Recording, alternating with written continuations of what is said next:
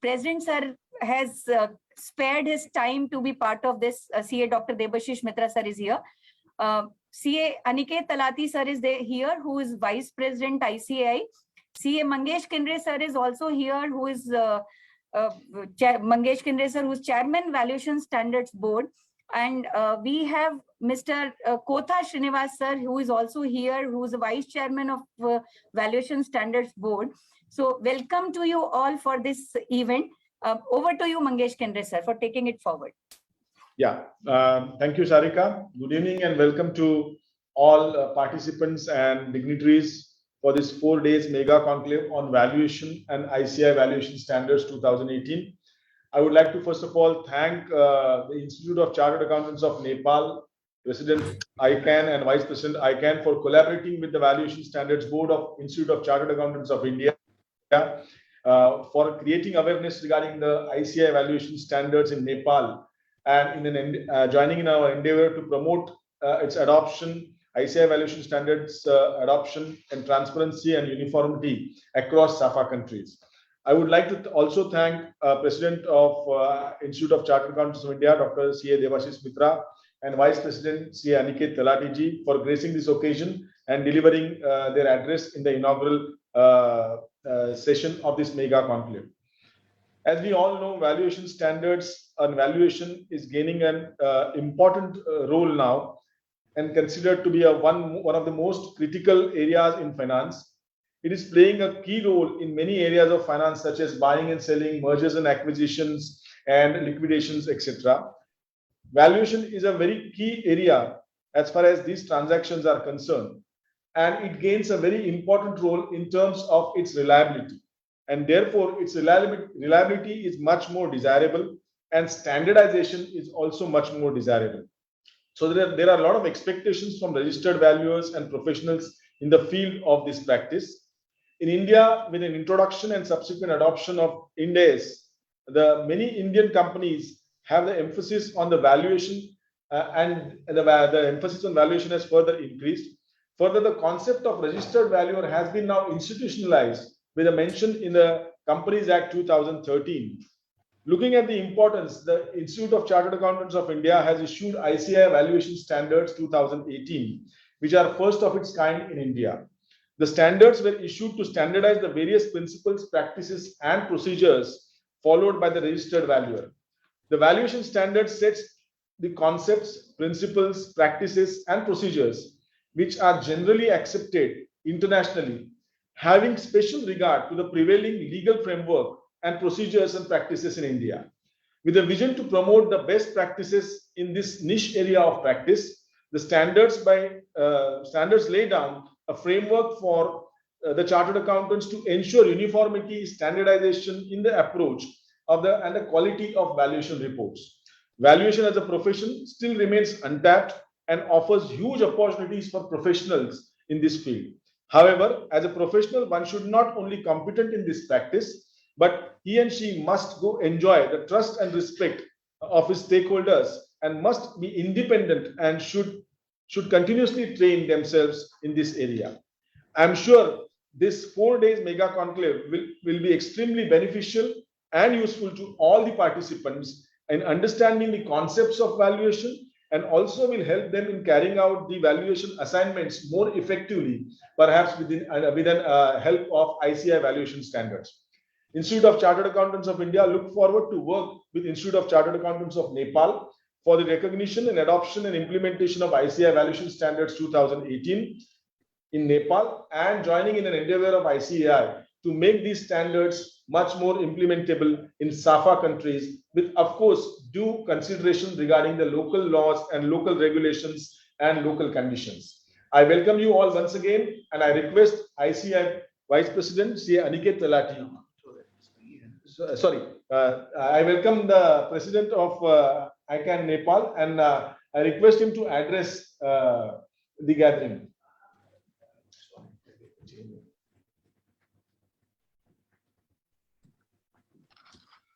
Thank you, Mangesh.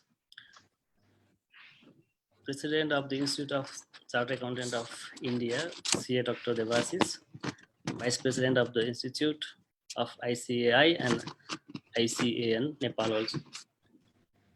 Chairman and Vice Chairman of Valuation Standards, council members, all the participants who are participating in this 4 days mega conclave and who are joining virtually in this program.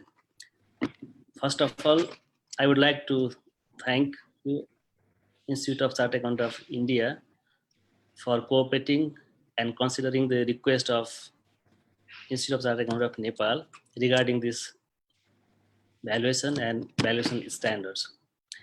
Actually, ICAI has always been cooperating and like a partner in technical collaboration and the technical knowledge enhancement of the members, even in Nepal. And I want to mention that with the technical assistance of ICAI, we could establish ICAN. And since the establishment and the inception, we have received so many supports from ICAI. And I actually, from the view of the institute and from my personal point of view, I want to thank you once again to the ICAI. Recently, we have concluded the forensic accounting and fraud detection courses also with the technical help of ICAI. Likewise, we are conducting information system audit and even IFRS courses and international taxations. These all were possible with the help of ICAI. So in continuation of this technical collaboration and help, we are now at the point of having some knowledge or discussion on the valuation and valuation standards. In Nepal, all the listed companies, among all the listed companies of the capital market, the most of the sectors are dominated by the bank and financial institutions and the insurance companies. Though real sector companies are very low in case of our local context. And we have not till now issued any valuation or valuation standards. But with the help of this 4 days training program, we'll be able to have some knowledge or some ideas and experience of ICAI while issuing the valuation standards in India. The valuation itself means a very difficult and difficult task because there are so many principles and there are so many industries where we have to apply the valuations. And if this valuation, we could issue some standards like ICAI has done, then there will be like uniformity in the valuation. Recently in Nepal, if we see, there are so many bank and financial institutions which are going to be merged or we are going to be acquired by one institution to another institution.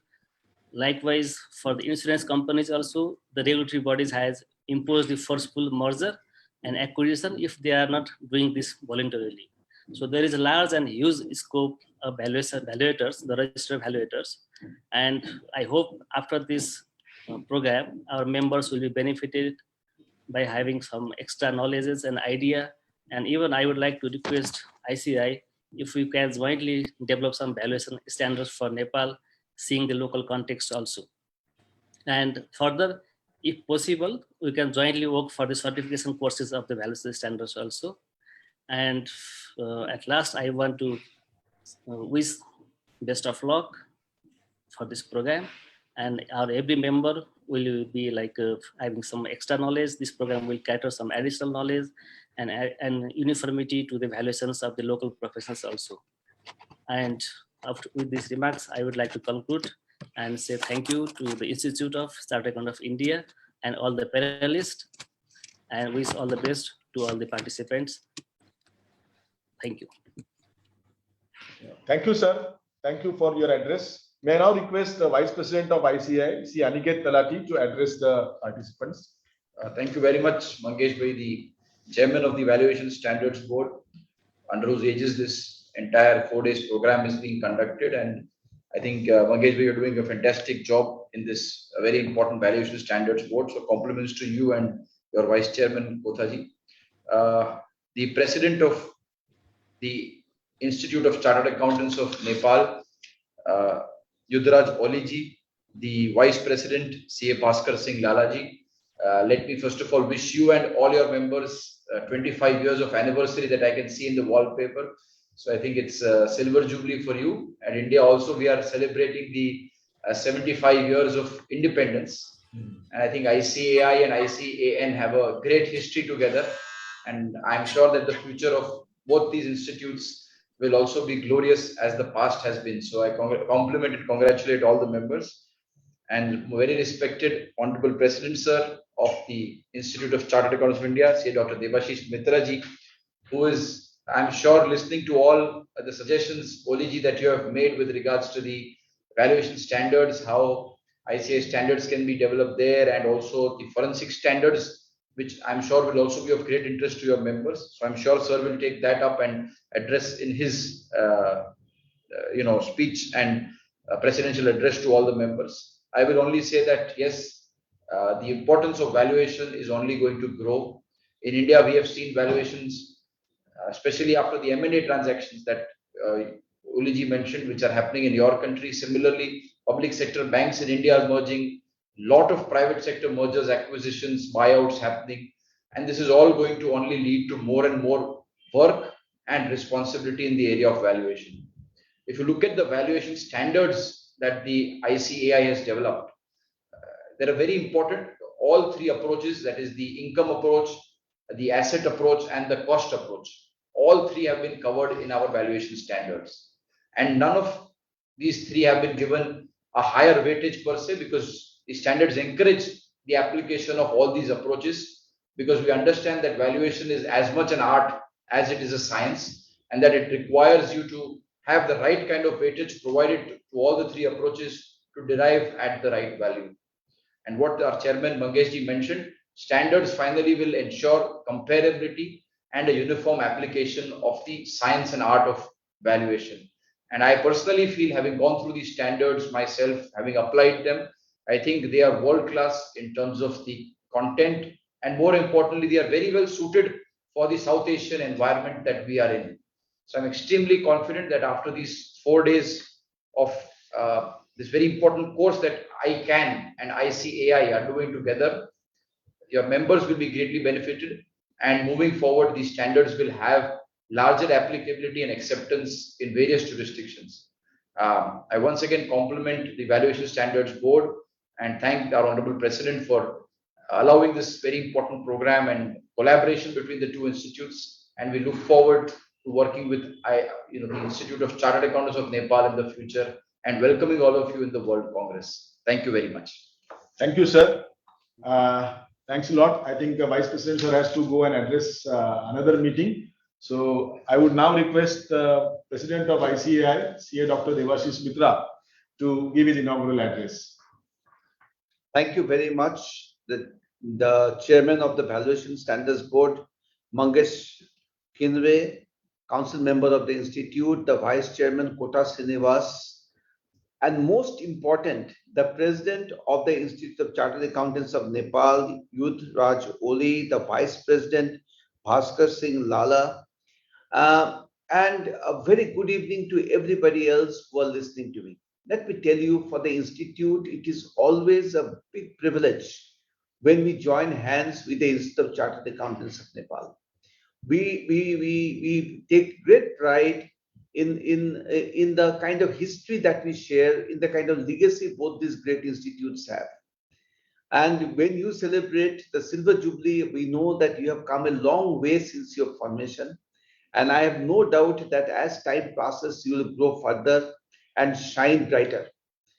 You see, at the Institute of Chartered Accountants of India, we'll do everything possible to help and assist whenever you require our help and assistance. Coming back to the topic of valuation standards, this is one area which at the Institute we feel is totally a sunrise area, and an area in which there's a lot of scope and a lot of possibility, professionals possibility. And I'm very happy that the Institute of Chartered Accountants of Nepal has noted that scope and the professional possibility when they have joined hands with our institute for this program. Let me tell you, in India, the Valuation Standards Board was set up by the Institute of Chartered Accountants of India way back in 2017. In February 2017. And in 2018, we got the valuation standards. And as the Vice President was saying, we took the income approach, the assets approach, all this. But you see, we were one of the first to develop the valuation standards. And over a period of time, we have a registered RVO also, which is part of because part of the process of taking the valuation standards forward. And the valuation standards are the way the institute has developed them. They are representative of the best that is available in the world as long as valuation standards are concerned.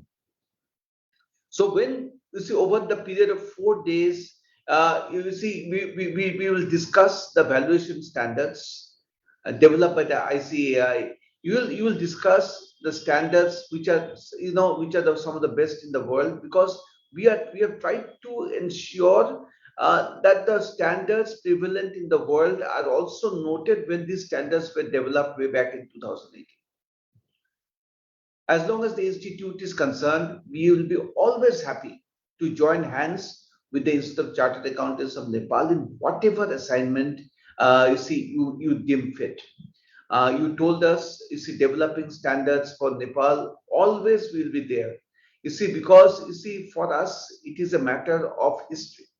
The history that we jointly share and the destiny that we jointly have. And the destiny that we jointly have is one of excellence, one of integrity, ensuring that, for both these great institutes, the profession and the nation comes first. So, we will do everything possible. I wish all the delegates very happy learning. And I wish the Institute of Chartered Accountants of Nepal great success in all its future endeavors. And I reiterate what I said earlier, that the Institute of Chartered Accountants of India will be always by your side whenever you need any kind of assistance. Thank you very much for organizing this program. Thank you. Thank you, President Sir. Thanks for your inspiring inaugural address to this 4-day mega conclave. May I now request the Vice President of Institute of Chartered Accountants of Nepal, CA Bhaskar Singh Lala, to propose this vote of thanks and concluding remarks in these inaugural sessions. Thereafter, my Vice Chairman of Valuation Standard Board will initiate the first session. May I request Vice President of ICAN to give a vote of thanks. Thank you very much. Respected all dignitaries on the stage of virtual conclave on Valuation and Valuation Standards 2018 of ICAI. And ladies and gentlemen, present virtually on this mega conclave. Good evening to all. I am Bhaskar Singh Lala, Vice President of ICAN. I feel honored to propose this vote of thanks on the behalf of Institute and my own behalf. I would like to extend my thanks to ICAI and Valuation Standard Board for organizing such a great program, collaborating with ICAN for the benefit of our members. Really, indeed, its valuation field is gaining importance now and is considered as one of the most critical areas in finance. And it plays a key role in many areas of finance, such as buy, sell, solvency, merger and acquisitions. I would like to especially mention that ICAI has been providing continuous technical support since its inception of ICAN, and it will be continuous one, as just rightly mentioned our ICAN President, Mr. Oli, has rightly mentioned just now regarding the development and technical collaboration on the development of certain standards, which will be, on the basis of the country context. So, and I would like to express our deep sense of gratitude to Dr. Devasis Mitra, President ICAI, CA Iduraj Oli, President ICAN, CA Aniket Sunil Talati, Vice President ICAI, CA Mangesh Pundurang Kinare, Chairman Valuation Standard Board of ICAI, CA Kotha S. Srinivas, Vice Chairman Valuation Standard Board of ICAI, for their glorious presence here in this program in spite of their busy schedule. We would remain thankful to all the officials of Valuation Standards Board of ICAI and ICAN for their untiring effort and coordination to organize this program. I would like to extend sincere vote of thanks to all participants for their dedication and learning appetite. Lastly, we do believe this standard will provide a benchmark to our members to ensure uniformity in approach and quality of valuation output. Thank you all. Thank you, Bhaskarji. Thanks a lot. Just now, President has said, definitely we'll take one more step forward to making you adapt these standards of ICAI valuation standards in Nepal, suiting to your local laws and local conditions. So we'll soon have one meeting in that regard. If you can give me time, and I'll ask Sarika ji to coordinate with you, and definitely we'll meet further. Thanks a lot. And we'll start with the session. May I request the Vice Chairman of Valuation Standard Board, Kotha Srinivas ji, to give his remarks and start the session. Thank you. Thank you, everyone. Thank you. Thank you, sir. Thank you. Good evening, all of you, and welcome to this 4-day mega conclave on valuation and ICAI Valuation Standards 2018. I thank the President of ICAN, CA Yuddharaj Joli, and also the Vice President, CA Bhaskar Singh Lala, for giving an opportunity, and also all the delegates from the Institute of Chartered Accountants of Nepal for collaborating for this mega event. I would also like to thank our President, CA Debashish Mitra, and Vice President Aniket Smil Talati for honoring us by their presence. In fact, I don't want to take you through the technical things of valuation, because all the President or Vice President and all the Chairman of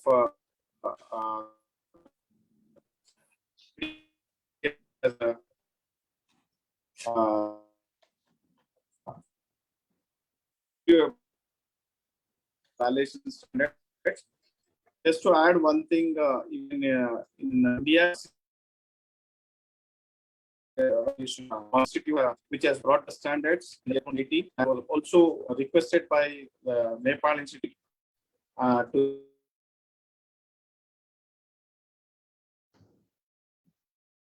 कोथा जी, आप video of करना, आपका थोड़ा network का issue है. We will definitely extend our support and see that these standards will be implemented in Nepal also. One or two common things between India and Nepal is both the countries' name consists of 5 letters. India has got INDAA and Nepal has got 5 letters of NEPAL. And if I take the last 3 letters in India, we call it as DIA. In Hindi, we call it as Diya. Diya means light.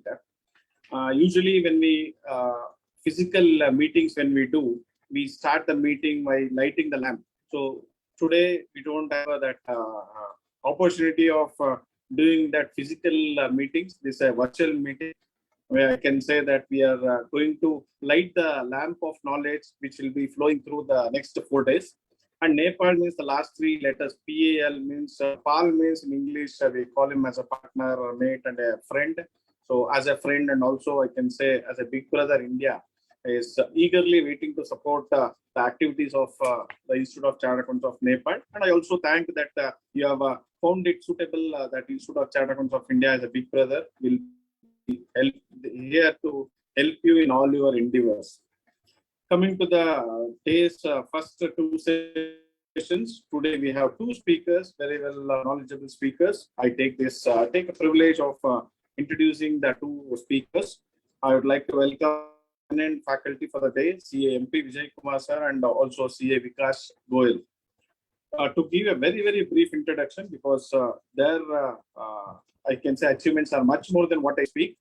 But let me give you a very brief introduction of these 2 gentlemen. MP Vijay Kumar, or MPV sir, as he is fondly known as is qualified chartered accountant, cost accountant, and company secretary.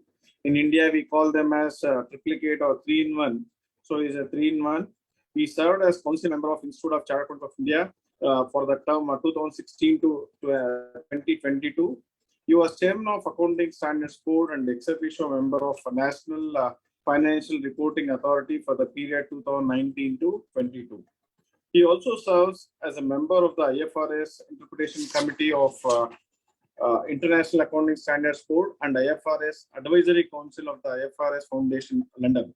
Since 2007, he has been Chief Financial Officer at NASDAQ-listed SIFI Technologies and also serves on the boards of a number of companies in India. To name, like he is one of the director of a leading insurance company, a financial services company, a dairy foods company, a software company, as well as an engineering company. He has also taught accounting, financial reporting, and corporate law to, I should say, thousands of students or maybe even lakhs of students, and has written several books on these subjects. With this very, very brief introduction for a, I should say, a towering personality, I welcome CA MP Vijay Kumar to this August gathering, where his knowledge, experience, and expertise will help all the participants to know more about valuation standards. The other speaker of the day, we have CA Vikash Goyal. He's a registered valuer, chartered accountant, and fellow member, CFA from ICFA and MS Finance. He has studied at the Indian Institute of Management, Calcutta, and also its certification in financial modeling and instructional design. He has extensive experience of over 12 years spanning across industry and consulting, and has worked with companies like PwC, EY, ICAI, and Sachs Research in India and Canada. He currently heads Omnifin Solutions as director. He has also served as a member of the Continuing Professional Education Committee of the Institute of Chartered Accountants of India. He is also an author and an entrepreneur. He advises startups and mature organizations on various areas of learning solutions, talent management, and finance. With a brief introduction of CA Vikas Goyal, I welcome you on behalf of Institute of Chartered Accountants of India, Institute of Chartered Accountants of Nepal, and also on behalf of Valuation Standards Board, both the speakers today. Welcome to both of you, sir. And I wish this 4 days conclave will bring a lot of value addition to the members participating. Thank you, sir, for giving me this opportunity. Over to the chairman of Valuation Standards Board. I think we can start with the session. MPV sir, good evening. Yeah. I request to start the session. Good evening, Mangesh Bhai. Yeah. Thanks both to you and Vice Chair Kota Srinivas for the invite. Extremely happy to be part of this 4-day engagement between the two institutions.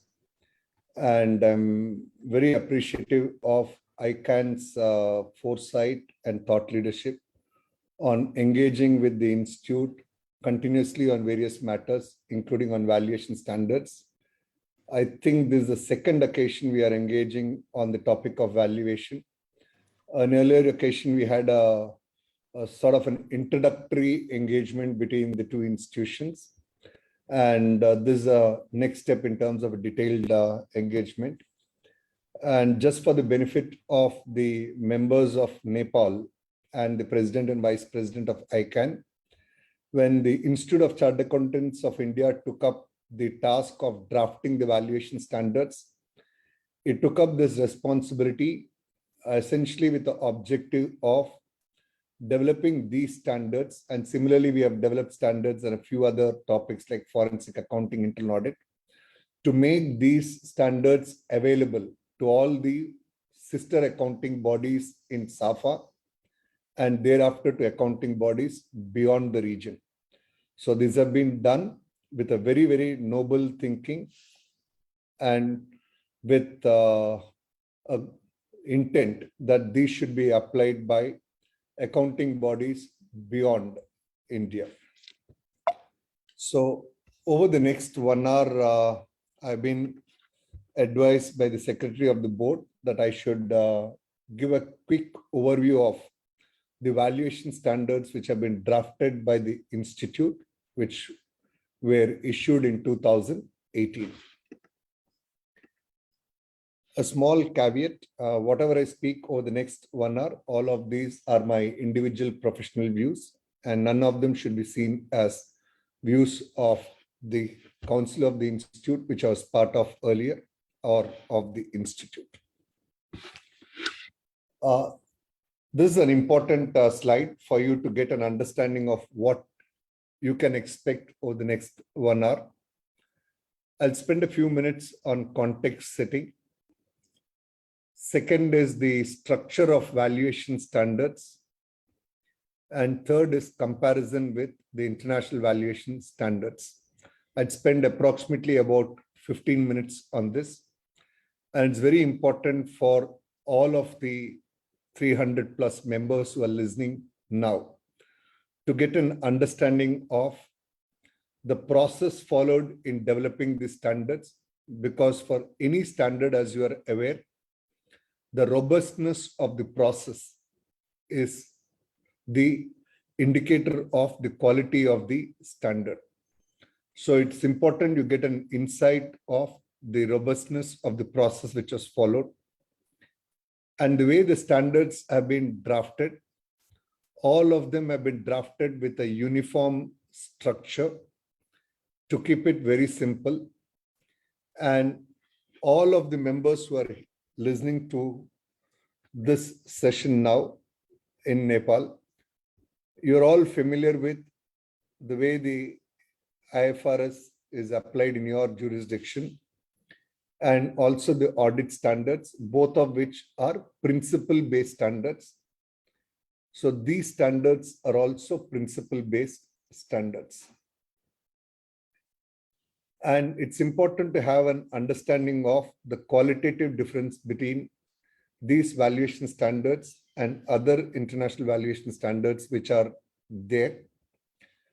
Because a jurisdiction like yours, people taking up valuation have a choice of applying any of the jurisdiction standards which are mature and acceptable. So ICAI valuation standards, I guess your jurisdiction should logically permit. Otherwise, we are more than happy to participate in the journey of how our standards can be embraced in Nepal, either as is or white label, whatever. And we have the chairman and vice chairman who are very able in forging partnerships, who should be able to lead that path. We have about 8 standards in all. All of them were notified in 2018. We deliberately decided to have a stable platform for at least 5 years before we venture on developing further standards. So these 8 standards broadly fit into 3 buckets. The first bucket, what you see, are the 100 series. Just like you have in the standards on auditing, the international standards on auditing, here you have a 100 series where there are 3 standards in this series which speak about the principles which are followed in valuation. The most important of these 3 standards are 102 and 103. And I'll spend a good part of my time on these 2 standards because those 2 constitute the heart of the valuation exercise. Then we have the 200 series, which deals with how the valuation work is performed. One of the standards deals with the engagement process. The other is about the reporting process. Last is a 300 series of standards, where so far we have issued valuation for 3 asset classes: business, intangible assets, and financial instruments. Sometime soon, we will add to this list a few more classes of assets over time. But all of the asset valuations will be done applying the principles of the 100 series, and work will be done as per the 200 series. So what will get added over time is just the 300 series, but the numbering has been done in such a manner that as there is more maturity, you could add more standard setting in each of these categories. As far as valuation is concerned, generally, when somebody talks about valuation, what comes in the mind is M&A transactions or transactions relating to divestment of businesses or succession planning transfer of business interests, etc. But extremely important also to recognize that with a very sophisticated set of accounting standards like IFRS, and Nepal follows IFRS as it is, unlike in India where we follow equivalent of that, almost a near 100%, but we have our own literature. A standard like IFRS, which has substantial, what should I say, usage of fair valuation, substantial usage of fair valuation, be it financial instruments or in the case of many other asset classes or even liabilities for that matter.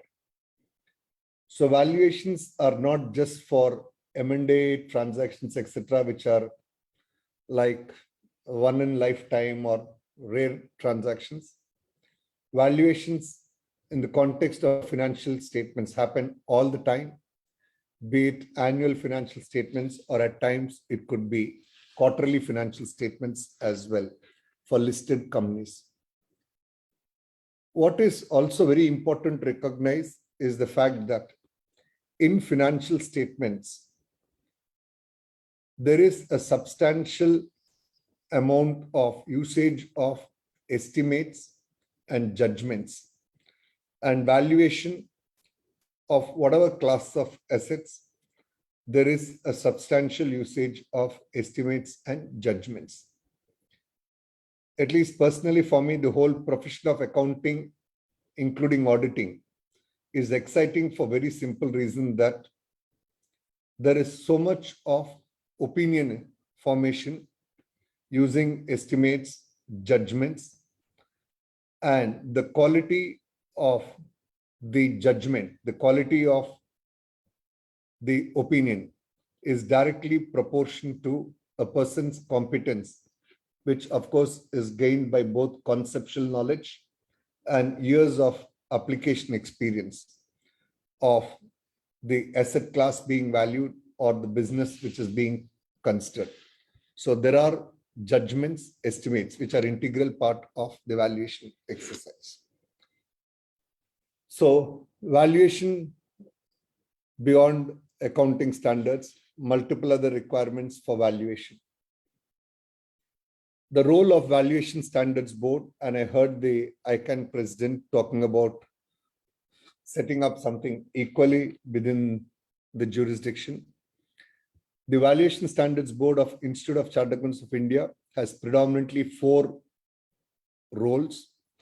One is formulating the standards. Second is propagating the standards.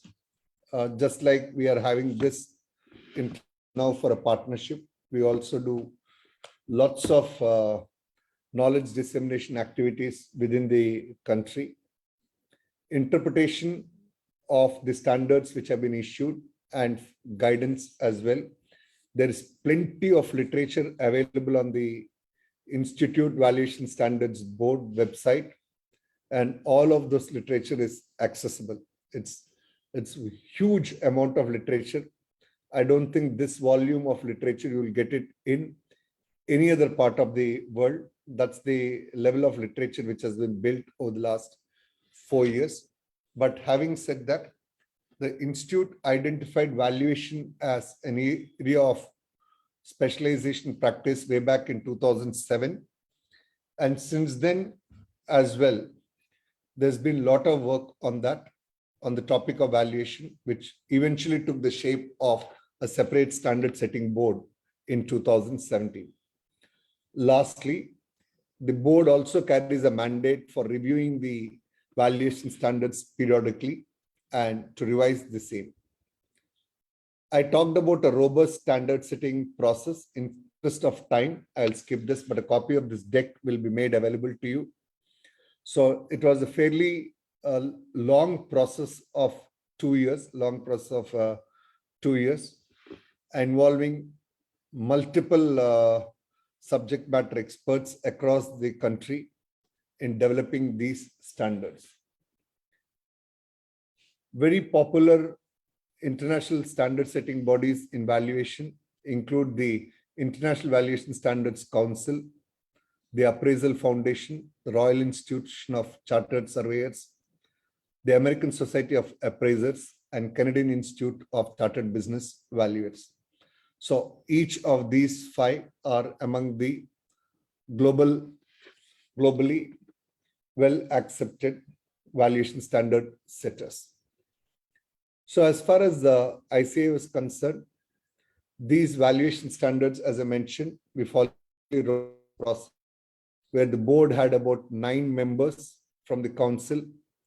Apart from that, we had nominees from the Government of India, representations from the industry bodies like Confederation of Indian Industry, from the Central Board of Direct Taxes of the Government of India, Central Bank of the country, Insurance Regulator, Capital Markets Regulator, Premier Management Institution, the Bankers Association, and the Accountant General Body of the country, National Auditors.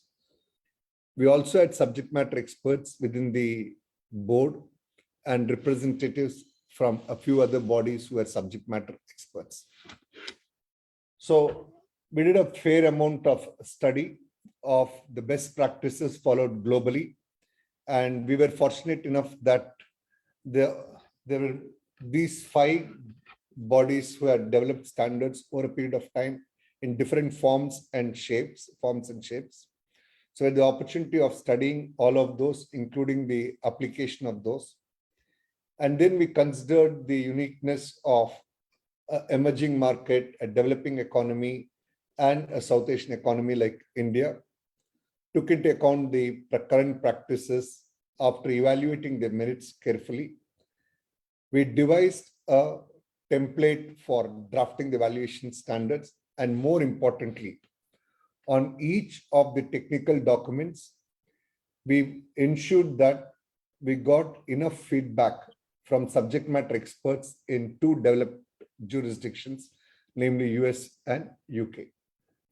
As I mentioned earlier, all of the standards are fully principle based, and during the process, we took note of the comments which we got from across the country. Here is, for example, a webcast which was done. Just look at the number of participants who were there when we had the exposure draft. We received over 200 comments. All of those comments have been analyzed thoroughly, where necessary, incorporated, and a few of them we parked it for giving guidance either through dissemination activities or by developing some short publications. The legislative framework in India, under the Companies Act, a certain set of rules have been notified by the Government of India. And as per these rules, they give an option of either following any of the international valuation standards or the standards which are developed in India. So valuation standards which are developed in India, which are adopted by any of the registered value organizations. So for the accounting professionals, and if my memory serves me right, more than 70% of the valuers are all accounting professionals in India. And all of them, or almost all of them, are members of the Institute of Chartered Accountants of India. And the standards issued by the Institute are binding on these members for the valuation reports they would issue under the Companies Act. And this was implemented in a phased manner. These are a couple of busy slides which talk about the provisions in various sections of the Companies Act, which require the mandatory valuation for the transactions. Now, let me walk you through the structure of valuation standards. And this is something which I've introduced to you briefly a little while ago, but I need to deliberate on this a little more. First and foremost, the valuation.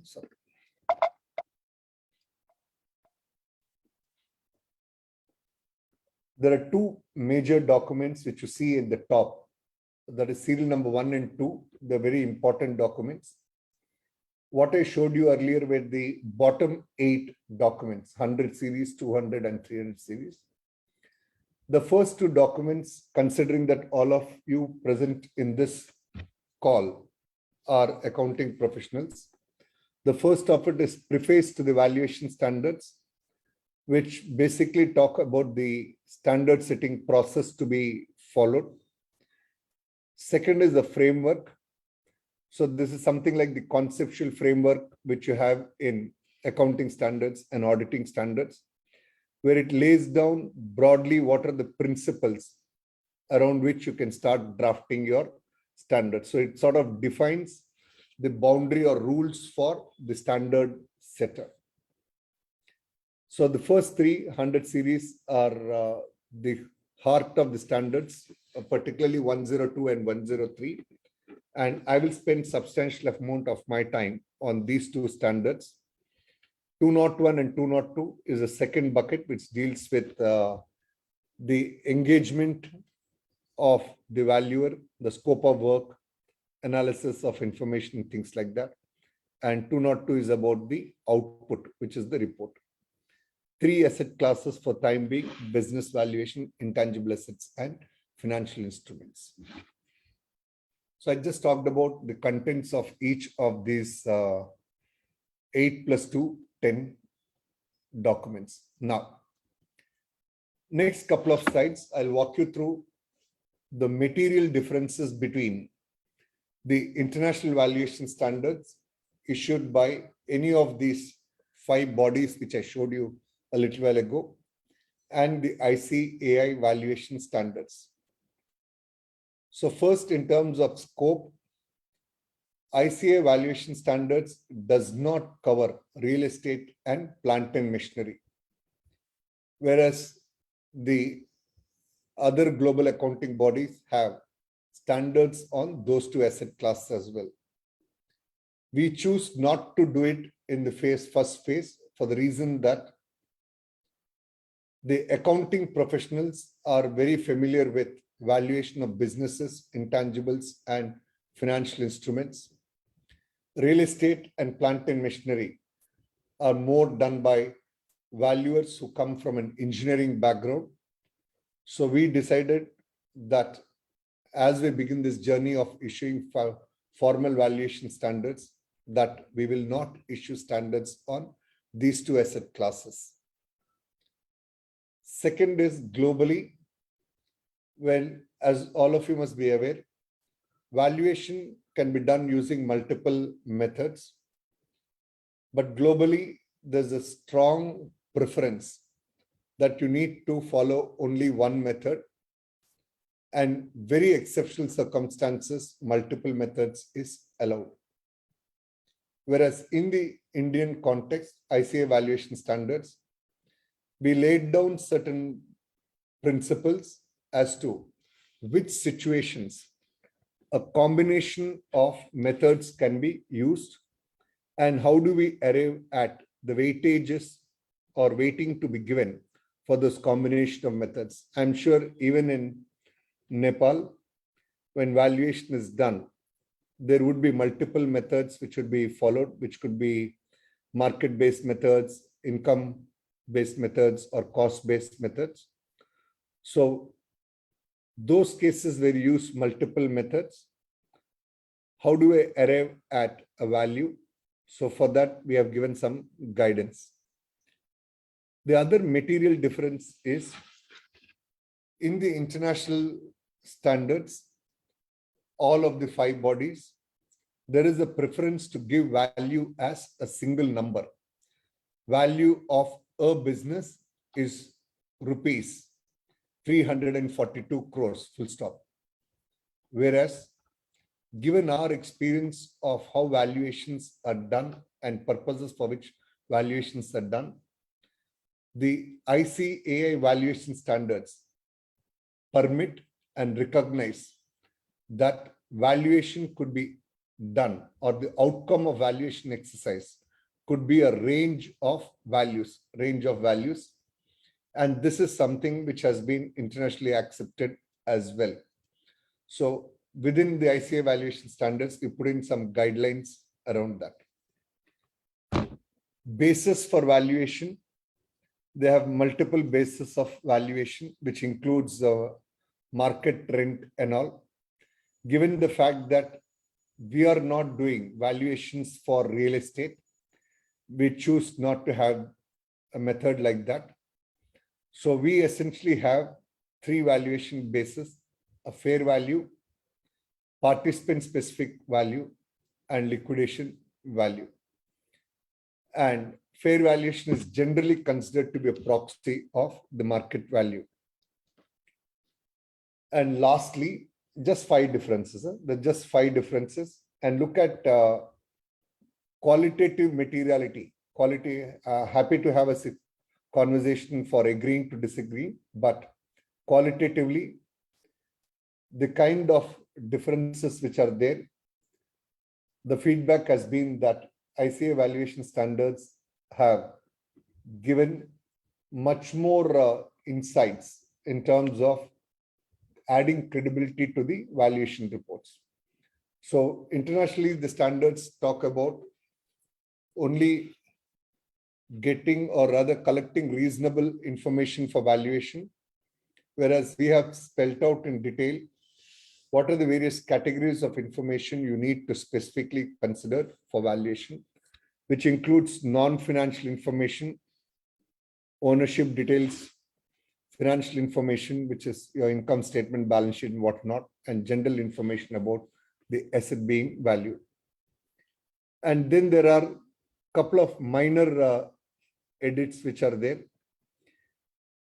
For the purpose of valuing, for the exercise of valuation, the information which is provided essentially by the entity who is getting it valued, that information needs to be validated. So we don't accept the information as it is. So internationally, they call it as investigation of the data which is provided, whereas we found it appropriate to use an expression like analyzing the information which is provided. Investigation would be fairly deep in nature, whereas in all valuation exercises, I'm sure the many valuers who are part of this session now, they would all agree that when we do a valuation exercise, we don't even do work which is similar to an audit to verify whether that information is correct or not. We do some analysis to corroborate that they're pretty logical, and thereafter commence the process of valuation. So we choose an expression called analysis and evaluation of the data instead of investigation and complaints. And again, a minor difference. The international standards only require the report to spell out the identity of the valuer, whereas we have gone a couple of steps further to say the signature of the valuer, name of valuer, the entity on behalf whose behalf the valuer is signing, and the registration number along with the date and place. Now, coming to the three standards, and I'll spend time on the second and third. 100 series, we dedicated one standard only for definitions. So definition of every term used in each of the standards, all of them have been defined in this one standard called 101. About 48 terms have been identified, and all of them have been defined in this particular standard. 102 and 103, the key standards, beginning with 102, valuation basis. Irrespective of which asset you value, whether it's valuation of a business or valuation of intangibles or financial instruments, or for that matter, real estate or plant and machinery, any asset. What is important is for the valuer to identify what we call as valuation basis. What is the basis on which valuation needs to be done? I'll give a very, very simple example. Let's take a parcel of land which is available, let's say a 5-acre parcel of land. So this parcel of land, if it is put on the block for sale, there would be several buyers who would like to use those 5 acres for different purposes. So based on the demand and supply, there is a value for that parcel of land. That value is called fair value. Second situation is there is a parcel of land which is earmarked by, let's say, the government of India for carrying on a specific manufacturing activity. If that particular parcel of land is now sold, while the land can theoretically be used for multiple purposes, the regulation prohibits usage for other than for manufacturing activity. So whoever acquires the land has to do it only for manufacturing activity. So such a kind of valuation is called a participant specific valuation. Lastly, a liquidation basis. So there would be situations of distress, liquidation, where you'd have to sell it as quickly as possible and realize whatever you have to get. That is called liquidation basis. So as a valuer, when you take up an assignment on valuation, the first choice you need to make is what should be the basis of my valuation? Should it be a fair valuation? Should it be a participant specific valuation? Or should it be a liquidation value? So the responsibility of choosing the basis of valuation lies with the valuer. The valuer needs to understand the purpose of the transaction, what's happening in the transaction, what are the elements associated with the asset which is to be valued, and take the decision and be responsible for owning the decision on what is the valuation basis. In each of the 3 bases, same 5-acre land will have a completely different value. And the responsibility of choosing the right basis lies with the valuer. There could be some exceptional situations where a statute law may require valuation to be done only in a specific method. Take, for example, a taxation law or a law relating to outbound investments or inbound investments, exchange control legislations. So those cases, the law may tell valuation has to be done on fair value basis. So those situations, the valuer need not spend time on judging or deciding on what is the appropriate valuation basis. So he just adopts whatever is required by the statutory provisions. Except that case, every other situation, the basis of valuation should be decided by the valuer. The second is what we call as premises of value.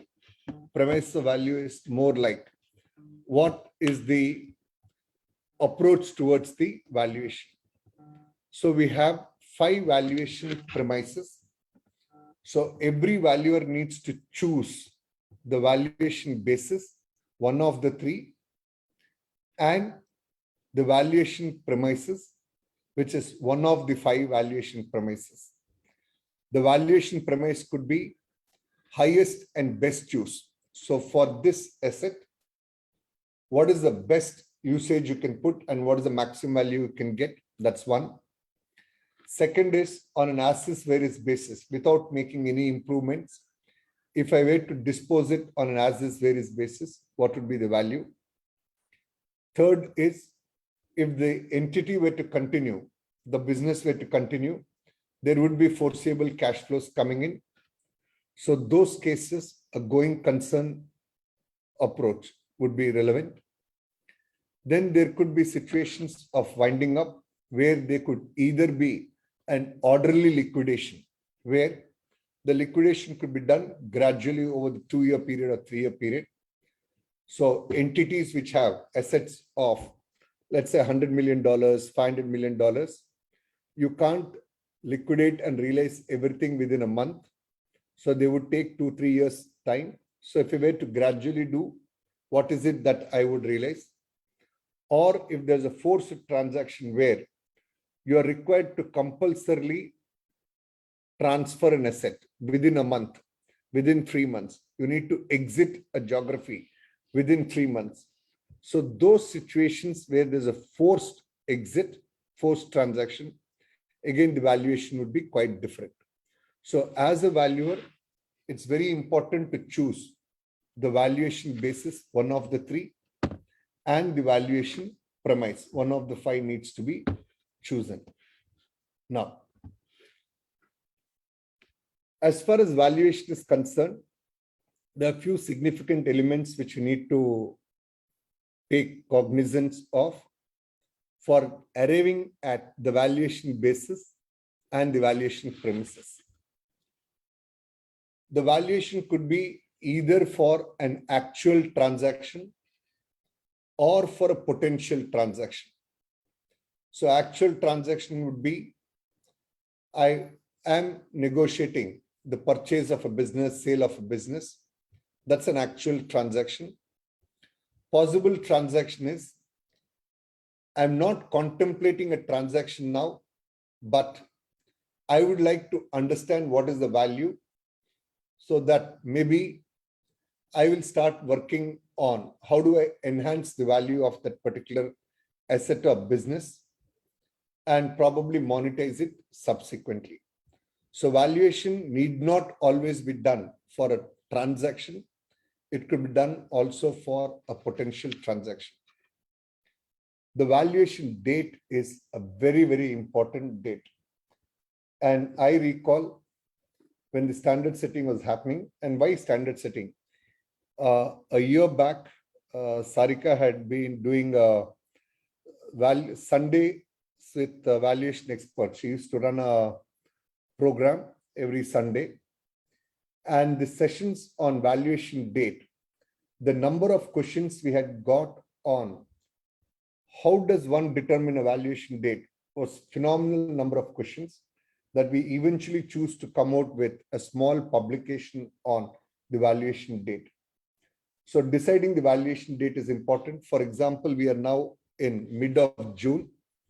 I may like to do valuation of the asset being transferred as on date, which is 9th of June, or I might like a valuation to be done as of 31st March, because I want to take over a business effective 1st April. So the valuation date is important. It could be a current date or a date which has gone by. Parties to the transaction, there could be a party with whom there's a negotiation for a transaction, or there could be a potential transaction where you don't know who are the likely parties. And as I mentioned to you, the last part of the slide is very important. And India, since it is a regulated business, since it's regulated profession, the valuer is responsible for selection of the valuation basis and the valuation premise. So valuer needs to do that. And while selecting the basis, what is important is the nature of asset to be valued, the scope and purpose of valuation engagement. So when you are valuing a business, the valuation basis you take versus valuation of an intangible asset, the valuation base could be quite different. The scope and purpose of valuation engagement, is it for limited purpose of, let's say, a taxation purpose, or is it for succession planning, or is it for carrying out a potential transaction, or is it for an inbound investment which is coming in, or for exit of an existing foreign investment. So all of these are important elements which one needs to take into account while deciding on the valuation basis and valuation premise. Valuation date. The purpose of valuation, is it for sale or purchase? So when you are doing a valuation for a seller, the approach is different. When you're doing valuation for a buyer, it is different. So for a seller, I have a choice of selling to multiple buyers who may put the asset to different uses. So the value I would get is different from the value of a buyer, where he is looking at using the asset only for a specific purpose. And that value will not necessarily be the same value as what you look from seller's perspective. So purpose of valuation is important. Is it for sale, or is it for purchase, or is it for distribution of assets as part of succession planning, whatever it is? What is the applicable standard of value determination? Is it 301, 302, 303, the three asset classes? The premise of valuation. Recall we talked about five premises. So is it a highest and best use, or is it a forced transaction, orderly liquidation, so on and so forth? Then the assumptions and limiting conditions. As I mentioned right at the start, valuation is always about making assumptions, taking into account estimates, and forming judgments. And all of this information which you use comes with a lot of limitations. So all of the information, some information could be from a well-researched source. Some of it may not be a researched information. Some of it could be observable information in terms of transactions happening in the market. You know that an acre of property is being sold at this value, so there could be an observable transaction. Whereas many cases, the information is a non-observable information, which means transactions have not happened. For example, there is some land outskirts of the city, and in recent past, there's not been a transaction at all. So there's no observable data for you to use. So those cases, you're relying on unobservable data. So all of those are limiting conditions and the applicable government regulations. There are other considerations also which you take into account in deciding the valuation basis and the premises. The participant specific considerations. So what the buyer is actually looking at or seller is looking at. Synergies which one might get from the asset acquisition. There would be cost of integration. So I may pay in 500 crores, but I need to incur 50 crores for the purpose of integrating and making it relevant.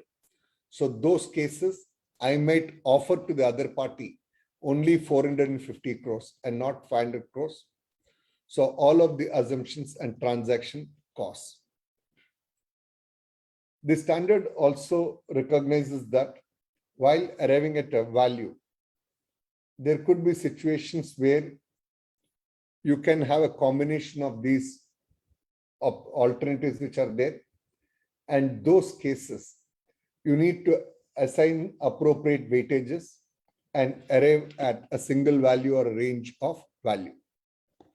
Then we come to standard 103, which deals about valuation approach and methods. At the cost of repetition, the entire heart of valuation is in these two standards, 102 and 103. 102, you have to pick one of the three bases and one of the five premises. And in 103, you select a valuation approach. Like for example, I want to determine fair value. That is the basis. Highest and best use. That is the premises. Now, for this, what should be my valuation approach? The valuation approach, we have three approaches. One is called the market approach. So you look at similar transactions and arrive at what is the value. Other is an income approach. popularly all of us know it as DCF approach, discounted cash flow approach, where you take into account the projected cash flows for whatever is the relevant period, discount it, and arrive at the present value, which is your valuation. Or there could be a cost-based approach. So if I'm looking at valuation of a certain set of plant and machinery, so while cost-based approach would mean, if I were to build a similar plant and machinery, how much would it cost? Or if I have to replace all of this existing plant and machinery, how much it would cost? So broadly, we have three approaches, and the valuer needs to choose the right approach. So valuer needs to choose valuation basis. Valuer needs to choose valuation premises, and now he needs to choose the valuation approach. And valuation approach, as I just mentioned, we broadly have three approaches: market approach, income approach, and cost approach. Among these three approaches, the most robust one is the market-based approach, for a very simple reason that when actual transactions keep happening in the market, and if these transactions have happened in an independent manner, those actually represent the real value of that particular asset. So market-based approach evaluation is considered to be the most involved or appropriate one, where there are again three methods: market price method, comparable companies multiple method, similar company which is in the same business as the business I am acquiring. They have a PE multiple of 12, so I adopt a similar multiple. Comparable transaction method, multiple method. So there's a recent transaction of a merger where the consideration was arrived as a multiple of so much. So I would apply the same multiple for the asset, which I'm now valuing. So in all these three methods, you are relying on the market information, actual transactions which are happening in the market, and this is considered to be the most superior approach. Next is income approach, and this is an approach you all keep listening all the time, particularly for valuation of shares, valuation of businesses for unlisted entities. So in the case of unlisted entities, more often than not, the valuers have preferred the usage of discounted cash flow model, which in simple words is projected cash flows for a foreseeable future, discounted at the cost of capital, weighted average cost of capital, gives you the present value, of course, including the terminal valuation. Then relief from royalty method. So this is a method which is used largely for intangibles, where if I have an intangible, I pay a royalty. If I don't want to pay royalty, then I need to acquire the asset. So if I were to get relief from royalty, then I need to acquire.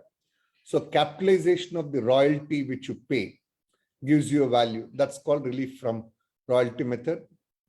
Multi-period excess earnings method. So you consider earnings of multiple periods and arrive at the present value.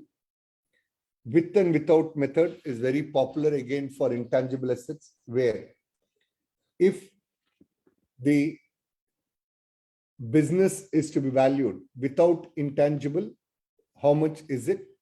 With intangible, how much is this? Let's say, for example, I were to acquire a company, and that particular company, if it has multiple intangibles and all of the benefits are accruing to me, the value, let's say, comes to 500 crores. If I knock off the intangibles, let's say there is some copyrights, there are patents, there are trademarks. If I knock off all of those and run the business, I will obviously get lower cash flows, and I would get a present value, say 400 crores. The difference of 100 crores would be the value of the intangible asset. That is the method called with and without method. And then we have the option pricing models, which are very popular for stock options and other options which are there, Black-Scholes model and things like that. Then we have the last category approach, which is the cost approach, where we have two methods. One is called replacement cost method. So there's an existing plant and machinery or existing infrastructure. If I were to replace the whole infrastructure, how much would I incur? In a reproduction cost method, the value is based on how much I would spend now if I were to construct the asset again. If I were to construct a building, how much would I have to spend now? That is called as a reproduction cost method. In conclusion, between series 102 and 103, the valuer needs to make the toughest decisions in terms of choosing the right basis, choosing the right premise, choosing the right approach, and consequently the right method. So if you look at all of this, you are 3 into 5 into 3 into 5. So if you look at combinations, it's such a massive number. So among that, the valuer needs to choose the right elements, these 4 elements, and consequently perform his work. And most often than not, the choice of method is decided by the nature of asset to be valued. For example, if it's an intangible, relief from royalty method is good. Availability of information, if there is enough information in the market, which is observable data, which is similar transaction which has happened. Similar 5 acres of land adjacent to my land has got sold last month. So those cases, market approach is a more appropriate approach. And then what are the approaches or method which are commonly accepted by market participants? For example, if you look at private equity investors, almost all of them invariably follow the discounted cash flow method, because that's a method they all collectively believe as the appropriate method, and they would transact based on that. So look at the methods which are followed by the market participants as well. And while selecting the approaches or methods, it is not necessary. Unlike the international standards, the Indian standards gives you a choice. It is not necessary that you have to choose only one approach or one method. Let's say, for example, I'm looking at valuation of a factory to be acquired or a factory to be sold. So I could use a combination of approaches, which can be market approach, comparable transaction, similar 10 tons capacity asset got transacted 2 months back. So that is the value which I have. Similarly, I may also follow a discounted cash flow model income approach. So this particular factory will generate a stream of cash flows in future. So present value of that is your income approach. So standard does not force you to stick to a particular approach. It rather encourages you to choose all of the relevant approaches, and within that, the relevant methods to be followed, and then decide on the valuation work to be performed. And please note, any approach or method which is chosen, the first priority should be to make a maximum usage of observable data. As I told you, observable data, we have a similar concept in IFRS 13. Observable data is basically market transactions have happened. Use that information for the purpose of valuation, because the fundamental assumption is any information which you get from an active market is considered to be a strong indicator of value. Then we come to standards 201 and 202. 201 is about the scope of work or the engagement letter. So it gives a guidance on what all should be part of the engagement letter. I'll just highlight three important things. Point number 3, 4, and 5. The first is analysis and evaluation. So the engagement letter should talk about the fact that the valuer would do a reasonable analysis of all the information available in forming his opinion. He's not doing an audit. He's not doing an investigation. So engagement letter should cover that. And please note, and my experience, invariably 90% of cases, valuations end up in some litigations or other. At times they stop the transactions. At times they tend to come and hurt you backwards. So it's very important that the engagement letter should very clearly talk about the analysis and evaluation to be done. Then the opportunity to rely on work of other experts. Let's say, for example, I'm valuing a factory. Factory would have some plant and machinery. Factory would have some trademarks. Factory would have some land. Now, valuing each of these individual assets like land, I may not have the competencies. There would be some other engineer who is a valuer, who is better positioned to do a valuation of the plant and machinery. So in my valuation of business, sum of assets, when I take the fair value of the asset, I take the fair value as given by an expert. But whenever you rely on the work of expert, similar to audit, very important for valuer to verify or to ensure that the expert has enough experience in the asset class to be valued. That responsibility is that of the valuer. Second is the fact that the valuer has enough information about the work being done by the expert and he is in a position to validate the work done by the expert. So valuer cannot blindly say that I got this 10-page report, I picked up the number and put it. So the valuer needs to check whether all relevant assumptions have been taken into account by the subject matter expert who's giving you the input. Let me give an equivalent example. If you take the case of employee benefits, IAS 19, employee benefits, actuarial valuation, as an auditor, I cannot rely on the 1-page or 2-page report of the actuary and blindly take that number. I am required to verify all of the assumptions which the actuary has taken, whether it is number of employees, whether it is the discount rate, whether it is return on investments, whether it is salary growth rate, all of those numbers needs to be valued by, have to be sort of validated by the valuer. Only then he will get protection. If you blindly take whatever the expert gives, protection would not be available in law. The point number 5 is again a very important one. Subsequent events are not to be considered generally. So for example, as I mentioned at the start, today we are on 9th of June. We may decide to do the valuation of a business, a factory, a division to be transferred as of 31st of January. So your measurement date is 31st January, valuation date is 31st March, valuation date is 31st March, and we are now on 9th of June.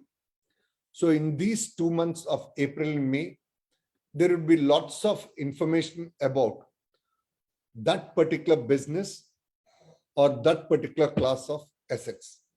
What the standard provides, similar to what you have in the accounting, what you have in accounting is, if the information which you get in April and May gives you an additional evidence of a condition which already existed on 31st March, then take subsequent events into account and do the valuation. But there can be some instances where I'm doing the valuation on 9th June for a factory on 31st of March. And for a business which has, let's say, five factories on 31st of March. Let's assume 20th of April, there's a fire accident and one of the factories got gutted down.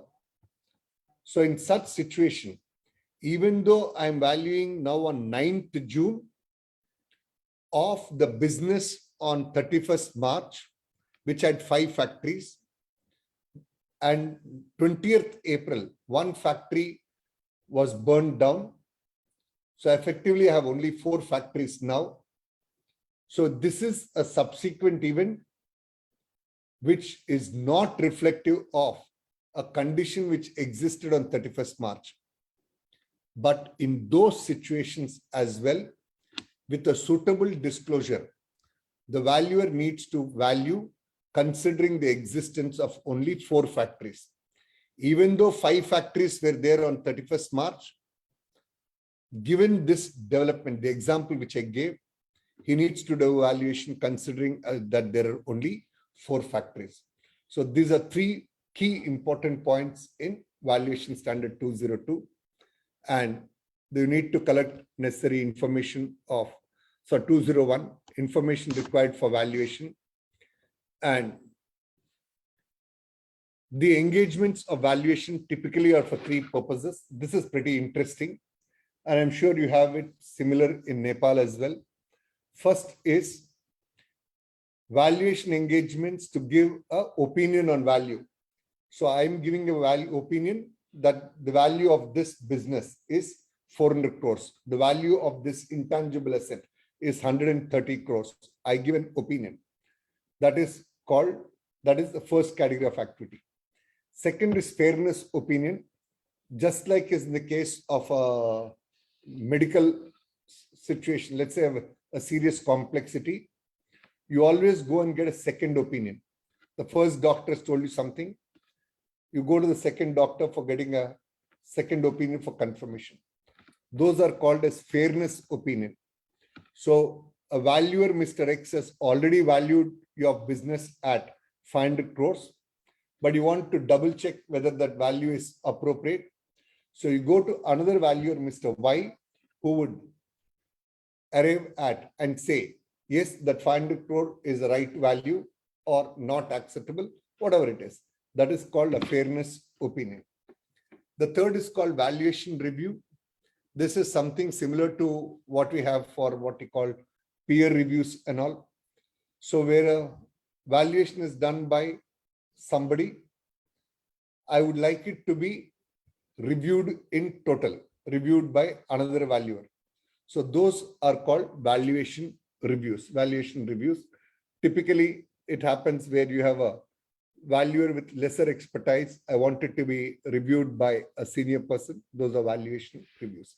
So broadly, 3 types of engagement letters you get. One is opinion on valuation. Other is fairness opinion. The last is a valuation review. So the valuation engagement letter typically will have all of these elements, including, look at the point number 7, including the fact that you're doing the valuation as per ICAI valuation standards or whatever valuation standards in the globe. So whatever standards, you mention the same. And among the contents of valuation engagement letter, one of the important things is look at the point number 2, which is regarding who would be the users of the valuation report. So whatever valuation report I give, is it meant only for the person who is appointing me?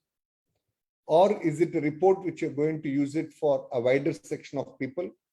Or is it something which will eventually be used by regulators?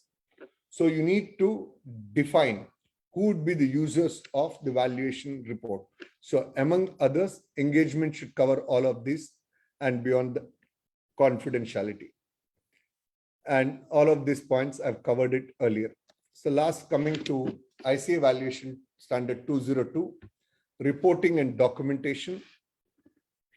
This standard spells out what should be the minimum contents of the valuation report. what should be the minimum headers under which the valuation report should be done.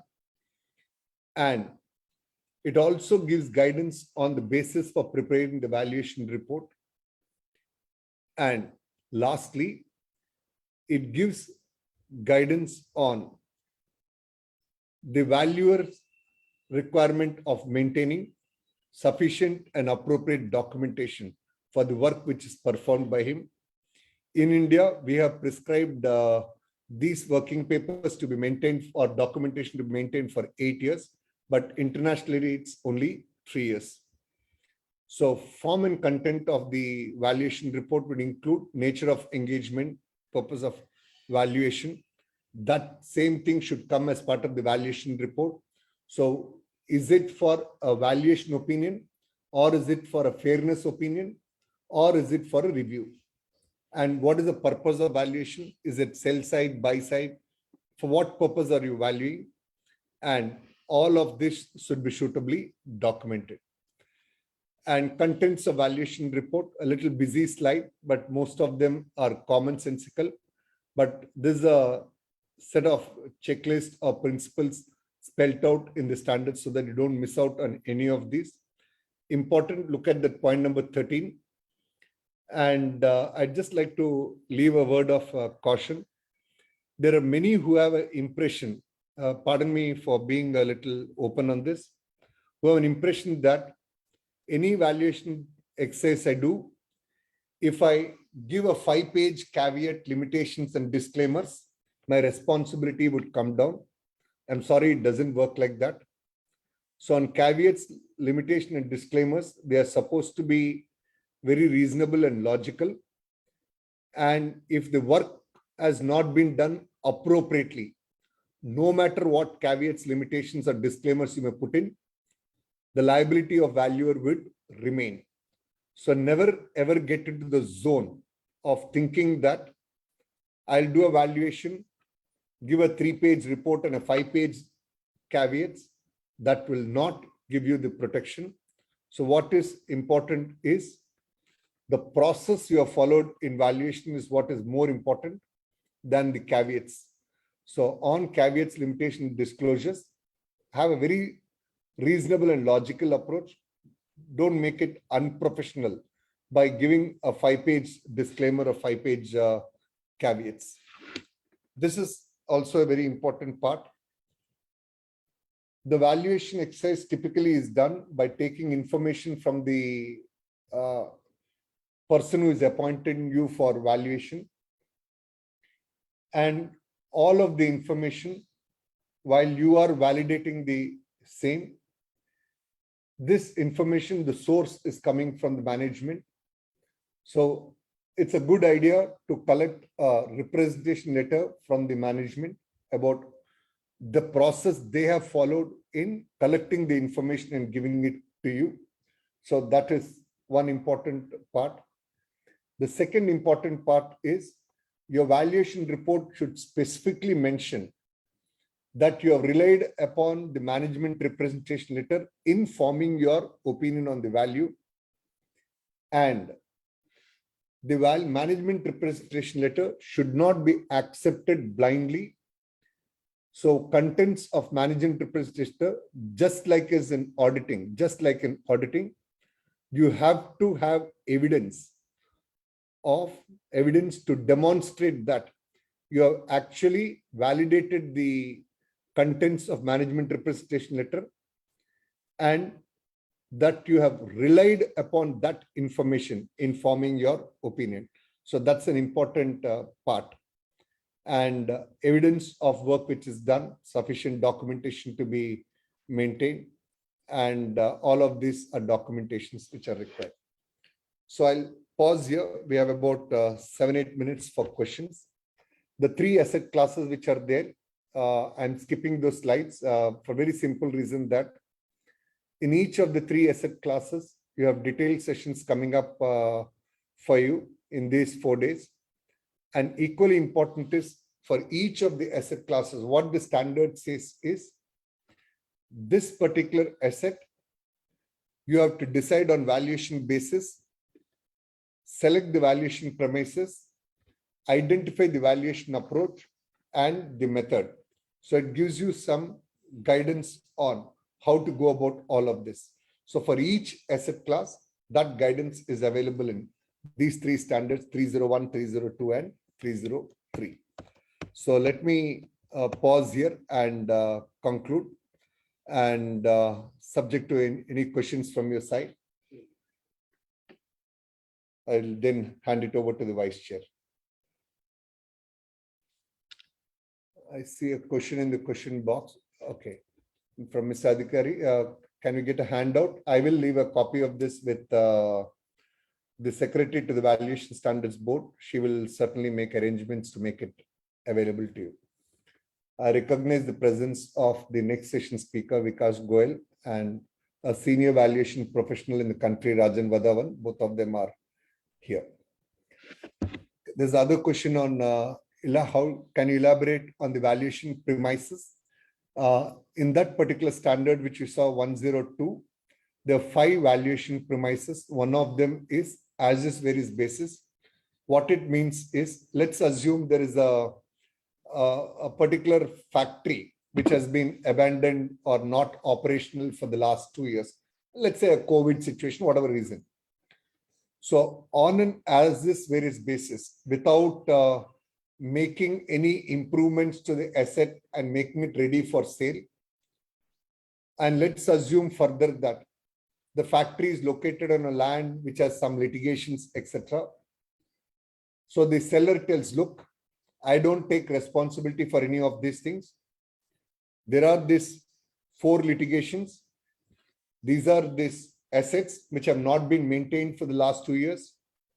The AMCs have not been paid for most of the equipment which is there. So on an as is various basis, how much is the value? So that valuation approach is called as is various basis valuation. Okay, the next question is why real estate and plant and machinery are beyond the scope of these standards. I really don't want to say they're beyond the scope of the standards. If you look at the preface framework 100 series, 200 series, all of them will equally apply for these 2 asset class also.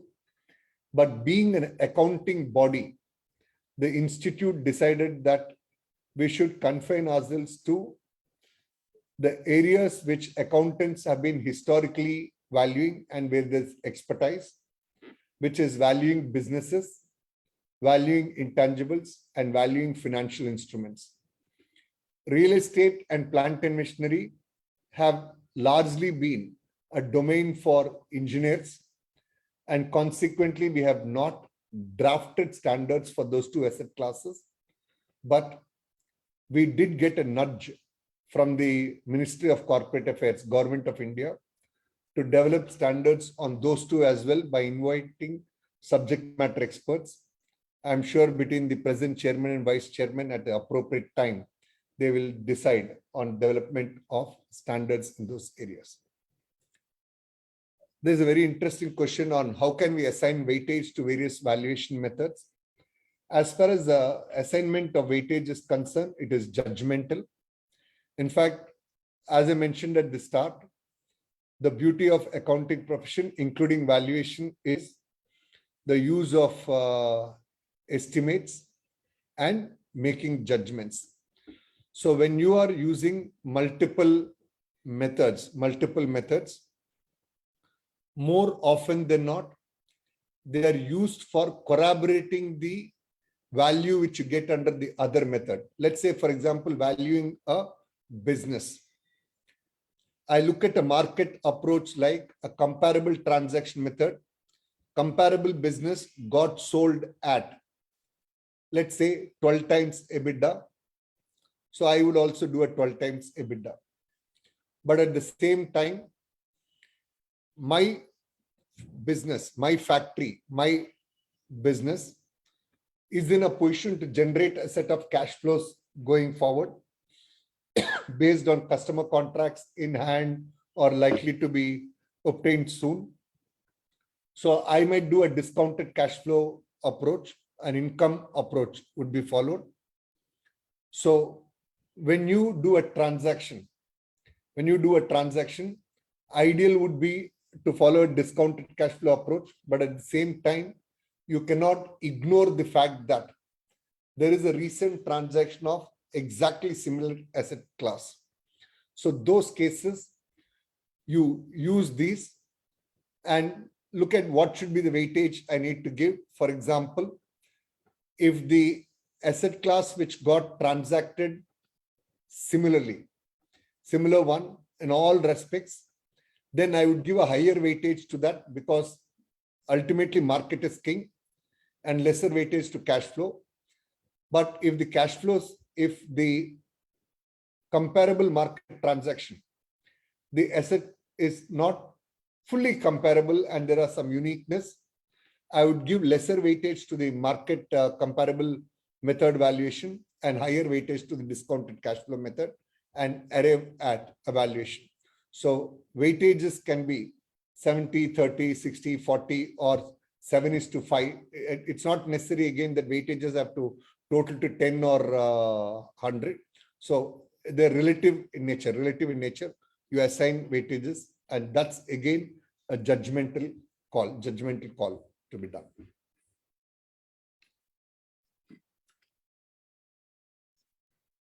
And then difference between comparable companies multiple method and comparable transaction multiple method. The difference is as follows. Let's say, for example, you have you're looking at valuation of two automobile companies. So there's one automobile company which is valued at 12 times, let's say, PE. So this particular other company, also I tend to apply a similar multiple. So that is a company as a whole unit. There can be instances of a transaction where one factory is sold, one intangible asset is sold, or a financial instrument is sold. So those cases, it's a comparable transaction multiple method. So let's say, for example, I am holding a 20% stake in another company, and that 20% stake I hived off at a particular multiple. There is another shareholder also holding a similar stake. He would like to adopt the same thing, a 20% stake. He would apply a similar multiple. So company is little more holistic. So when you're valuing business entities as a whole, so transactions can be, I'm selling a 20% shareholding. Other guy is also selling a 20% shareholding. I'm selling a 5-acre parcel of land. Other guy is also selling a 5-acre parcel of land. I'm selling a factory which has a capacity of 10 metric tons. There's another similar transaction of factory sale for 8 metric tons or 10 metric tons, which is suitably adjusted. So that's broadly the difference between the two. Then usually user normally shall be expecting a single value rather than a range, isn't it? How to convince user on this? You are right. More often than not, we end up with a valuation exercise which ends up with a single number. But we also have instances where it's not possible to arrive at a single number, and you would give a range of values for the parties who are conversing to decide on at what price the transaction should happen. Let's say, for example, in an earlier example which I gave you, the market comparable method tells you the value is 500 crores. DCF approach tells the value is 600 crores. So the buyer and seller might negotiate and arrive at a value between that. So value can be range bound anywhere between these two. It's left for the parties to decide on the same. And is valuation agreed upon procedure assignment? Agreed upon procedure is essentially in the context of audit. I don't think valuation fits there. But having said that, if you look at the standard 201 and 202, the guiding principles which are there are similar to what you have in the audit standards on agreed upon procedures. And then intangible assets valuation. No, I think this is a very, Hari Prasad, it's very sophisticated question. Which method is suitable? There are multiple methods which are there. I don't think, like, for example, it can be a franchise right valuation, it can be a trademark valuation, it can be a software valuation, can be any other intellectual property. I think each of those asset classes have different characteristics. So valuation methods for intangibles as a class cannot be the same. They're very specific to the asset concern. And I'm sure over the 4 days, you will have a session which will probably walk you through in greater detail on this. What about independence requirement? That's a good question. Maybe interest of time, I skipped that. But in the standard on 201 and in 202, 201 at the stage of engagement requires independence to be demonstrated. And in the report which you give, you have to again reassert the independence of the professional concern. So both of them, independence is core for the valuation exercise to be done, and it is adequately captured both at engagement stage as well as in the reporting stage. I think interest of time, I think I should conclude here, and sincere thanks to all the participants for their patient listening. And I notice almost all the 300 plus participants have stayed put right through the 1.5 hours. Thank you for your participation. And I also sincerely thank each of the queries who have raised very meaningful queries, which has helped me address some of the points which I did not specifically address in my presentation. So thank you for those wonderful questions. And sincere thanks to ICAI Valuation Standards Board Chairman, Vice Chairman, and Secretary Sarika Singhal for the opportunity to interact with all of you today. And over to Vice Chairman for continuing the subsequent session.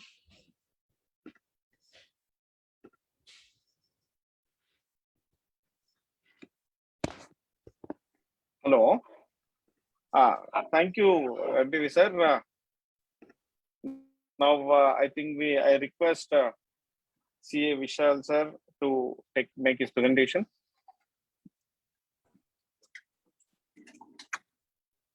Okay. Good evening to all of you. It's still morning for me here. Yeah. So I'm going to share my presentation.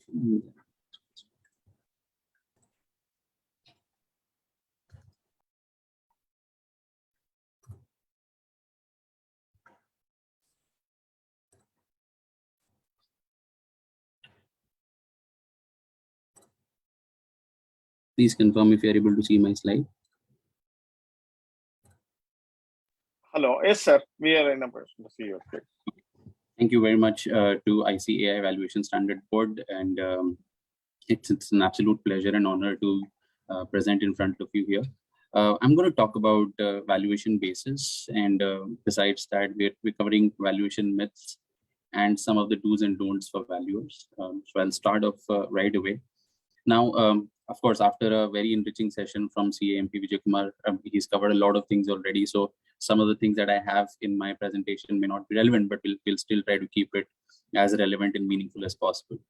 So when we look at valuation engagements, right, a business valuation in particular is basically an assessment or an opinion of the market value.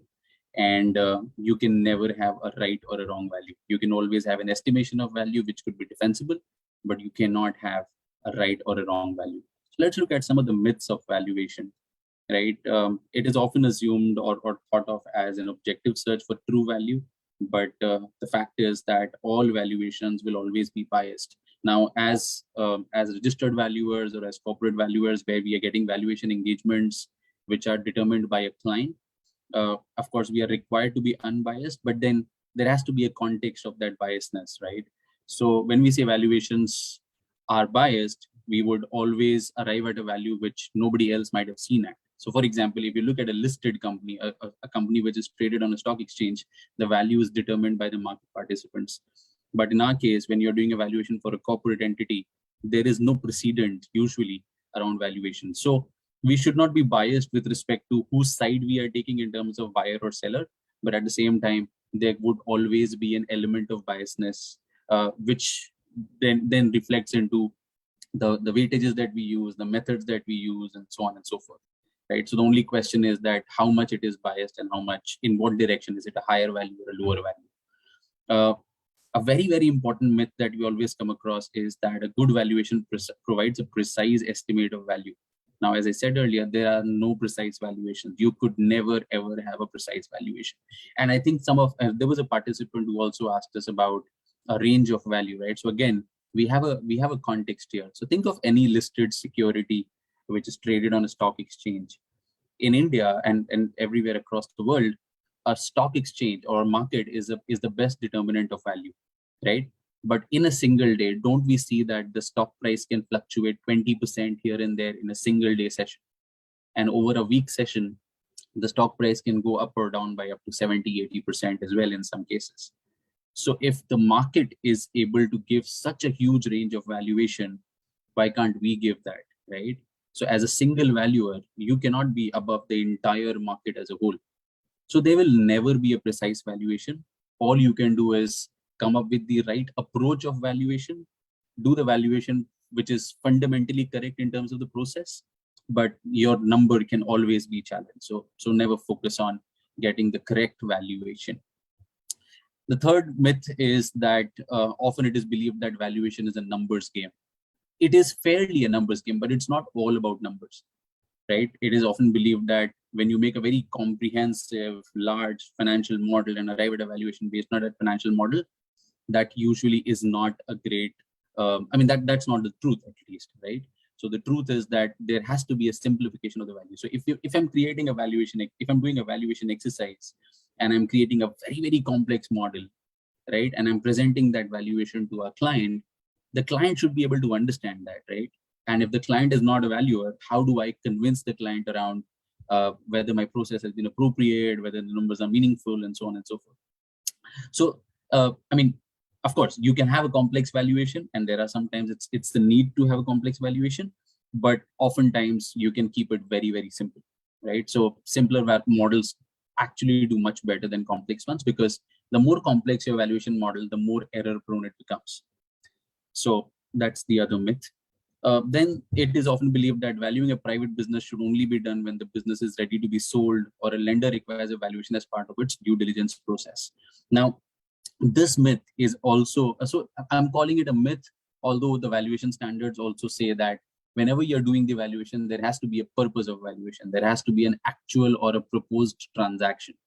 Now, of course, although the situations require valuation to be carried out, effective planning for ownership transitions also requires a regular valuation. So for example, a client might come and tell you that, sir, we are trying to evaluate whether we should sell our business or not, and therefore we would like to assess what is the value. And based on this assessment, we will decide whether we want to sell it now or not. Similarly, a client might come up and say that, hey, we want to understand whether we should go for an IPO or not, an initial public offering or not. But then, so that is actually a proposed transaction, right? But that transaction is not materialized. It's not a tangible proposed transaction. Companies are still evaluating it. So can we do valuations around that time? Yes, we can. We can always do valuations around that time. So we will write the purpose as the client is assessing a potential IPO, or the client is assessing a potential stake, but it's not a planned stake yet. Okay. So like I said, you would never have a correct valuation. The other myths is that sometimes there are professionals who believe that valuation can be done using industry standard multiples. Now, there are no industry standards. You can only have rules of thumb. So for example, as part of our research, we've identified that in India, a majority of the companies, I'm talking about listed companies across sectors, trade between 1 and 3 times the price to book value multiple. Now, that's a long-term average. We look at the BSE Sensex, we look at BSE 500, we look at BSE small cap index. We see a range that most companies trade between 1 and 3 times the price to book value multiple. Now, do we call it as industry standard? It's not a standard, it's still a rule of thumb.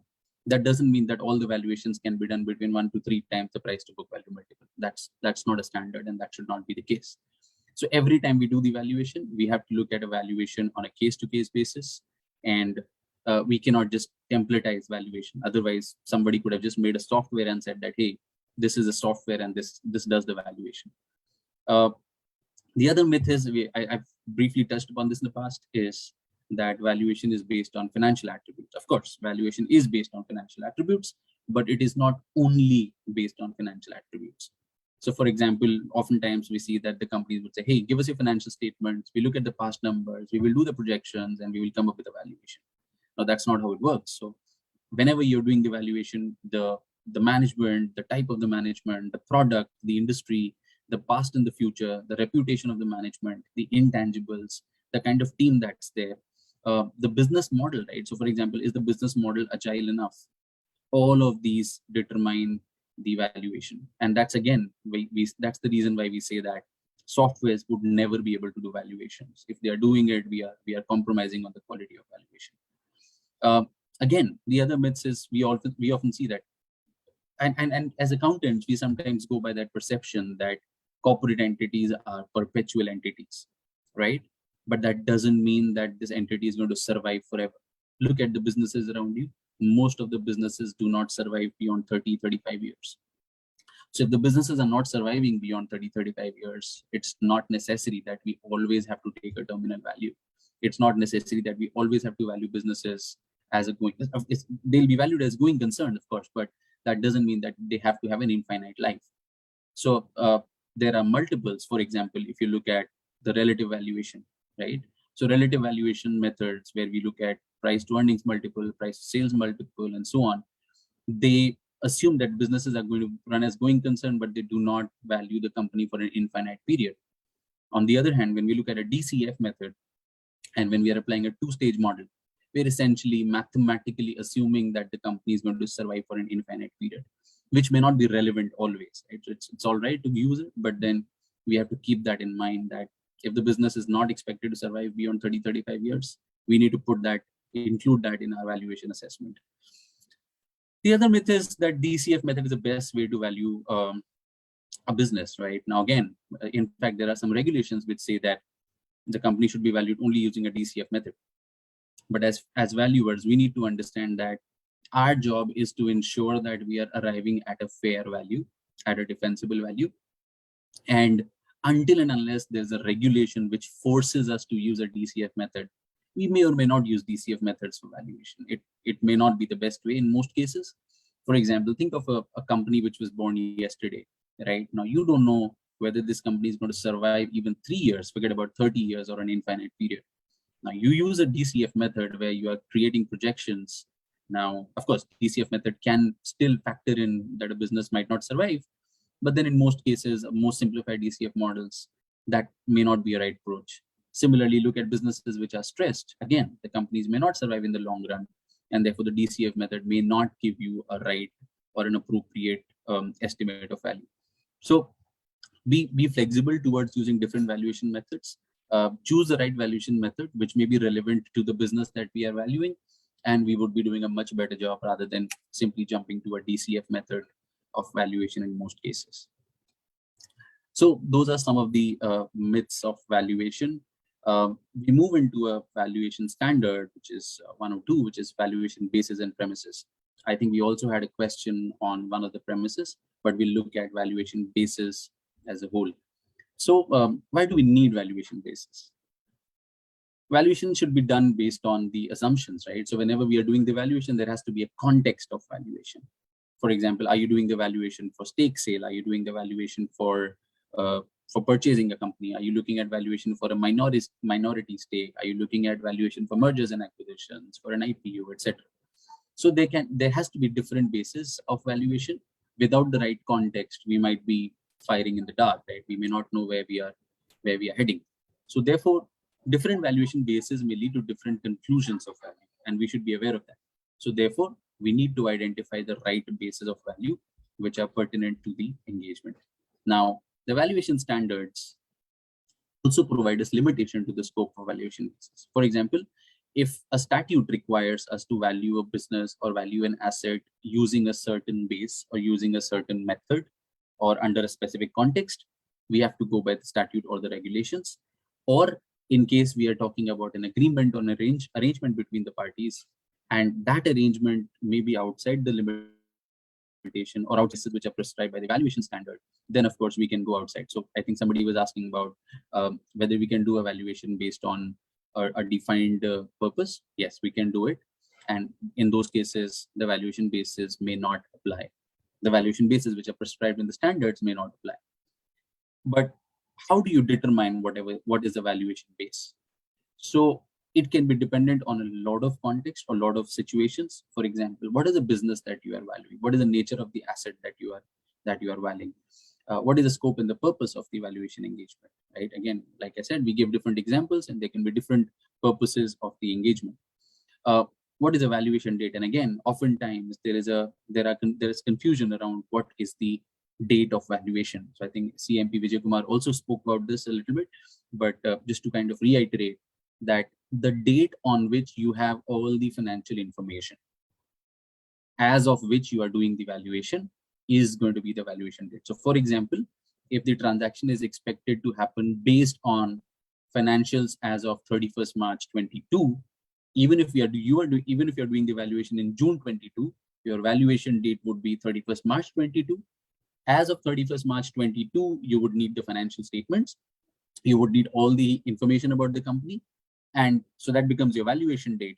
And your report date would be as of June 22, whichever date you are signing the valuation for, right? And very interestingly, CMP Vijay Kumar also spoke about the gaps between the valuation date and the report date. So please do take that into account, that if there are any significant transactions or if there's any significant material events that has happened between valuation date and the report date, we need to incorporate that, disclose that in the valuation report. Again, so the next point is again intended purpose of the valuation. We've spoken about this. What is the applicable standard in premise of value? We'll talk about premises of value, and again, assumptions and limiting conditions and applicable government regulations. So all of these factors determine what is the base of valuation that we are taking. Now, ICAI Valuation Standards 102 defines the following bases of valuation. So it talks about three bases of valuation: fair value, participant-specific value, and liquidation value. Now, these are consistent globally. I mean, most of the international valuation standards also define the same three bases of valuation. So we'll be doing a global exercise when we are looking at these three valuation bases. Now, what are these, right? And I'm sure many of you might have heard of the fair value and the liquidation value, but we'll kind of briefly deep dive into this. Fair value is, so it's a single definition. I've just broken it down into bullets so that we understand the importance of each of these phrases. So fair value is the price that would be received to sell an asset or paid to transfer a liability in an orderly transaction between market participants at the valuation date. Now, this definition of fair value is now global. You look at international valuation standard, you look at international accounting standards, IFRS, Ind AS, ICAI valuation standards, RICS, everywhere we are using the same definition of fair value. So finally, we have one definition of value, which is now globally accepted, recognized, followed. And that is, it's the price that would be received to sell an asset or paid to transfer a liability in an orderly transaction between market participants at the valuation date. So let's try to break it down, right?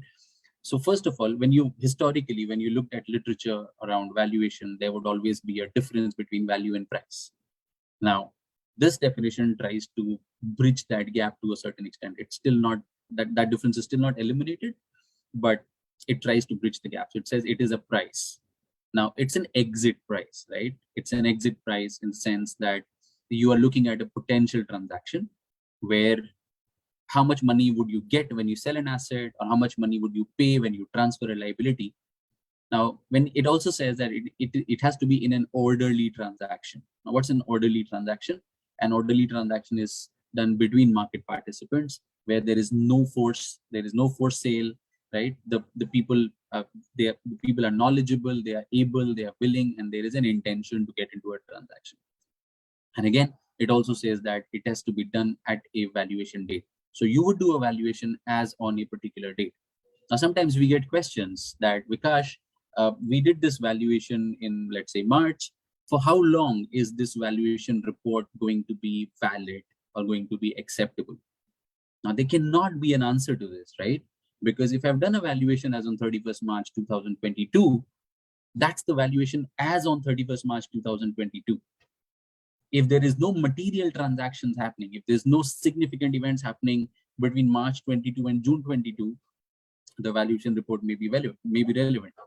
But if there is a material transaction or an event that has happened in April 2022, your March 2022 valuation report may not be relevant anymore because the price has changed, the value has changed, the business value has changed, right? So there cannot be a validity period of a valuation report. You have to, now, of course, there are times when the regulations allow you to use a valuation report over a 6 months period, but then that doesn't mean that there is a validity period of a valuation report. It has to be done as on a particular date. So let's try to look at this further, right? It's a price, it is in an orderly transaction. Now, when we say orderly transaction, it has to be done in a principal or most advantageous market. Now, what's a most advantageous market? Think of two markets, right? Think of two stock exchanges, one where there's a lot of transaction happening, right? There are significant buyers and sellers. It's good volume of transaction. There's another stock market, which is like a dead stock exchange, right? There's not too much of buying and selling happening in that stock market. Now, of course, the second market is more prone to manipulation, right? Somebody could just do one trade and the value could be different.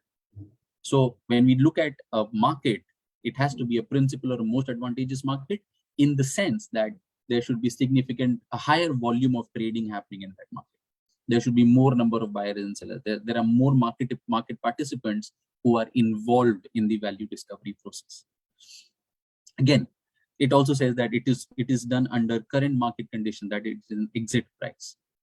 Now, the fair value definition also explains that the fair value may be directly observable or it may be estimated using another valuation technique. So when we say directly observable, we are talking about the market price. The price, you can see that price happening, you can see that price, the asset being traded in the market, and you observe that market price. Or it could be estimated, where we are using a DCF method or a relative valuation method and so on and so forth. The definition of fair value also explains that it is usually synonymous to market value. So once again, we are trying to bridge yet another gap between fair value and market value. It's not saying that it is market value, but it is usually synonymous to market value. However, specific differences between the nature of the asset, the context of valuation, there may be a slight difference between fair value and market value, right? So market value may always be treated as fair value. Fair value may not be the market value. Another reason why it is not the same as market value is because fair value does not consider participant-specific synergies. And we'll talk about participant-specific synergies or compulsions in the next couple of slides. It also assumes that price is negotiated in a free market. Now, again, ICAI valuation standards explain that this free market may be domestic, may be international. So if you're valuing a company, if I'm valuing a company in India and I have a comparable company in the US or Nepal, I could use that as a comparable company and value my Indian company, and vice versa. If you're valuing a company in Nepal, you have a comparable company in India, you could look at that as a comparable company and do your valuation. Yeah, so now market participants is, again, it also allows for normal marketing activity and it is not a forced transaction. So fair value includes or assumes that the market participants are free to conduct a marketing exercise. They are not under a force to sell that asset immediately, right? It is not a forced transaction. They can take their time, a reasonable time, to search for a particular buyer or a seller and accordingly transact for that asset. Very interestingly, the valuation standards also explain the characteristics of market participants. And they say that the market participants, we use an acronym which is called CAVI, that is easier for us to remember. And that includes that the market participants are knowledgeable about the asset. They know the nature of the assets, they know the limitations within the asset, they know the productivity, etc. So there's freely available information about the asset. Second, they are able to transact. That is, they are not under any kind of compulsion. They intend to get into the transaction. They have the ability to get into that transaction. Third, they are willing to buy or sell or enter into a transaction. So there is an intention.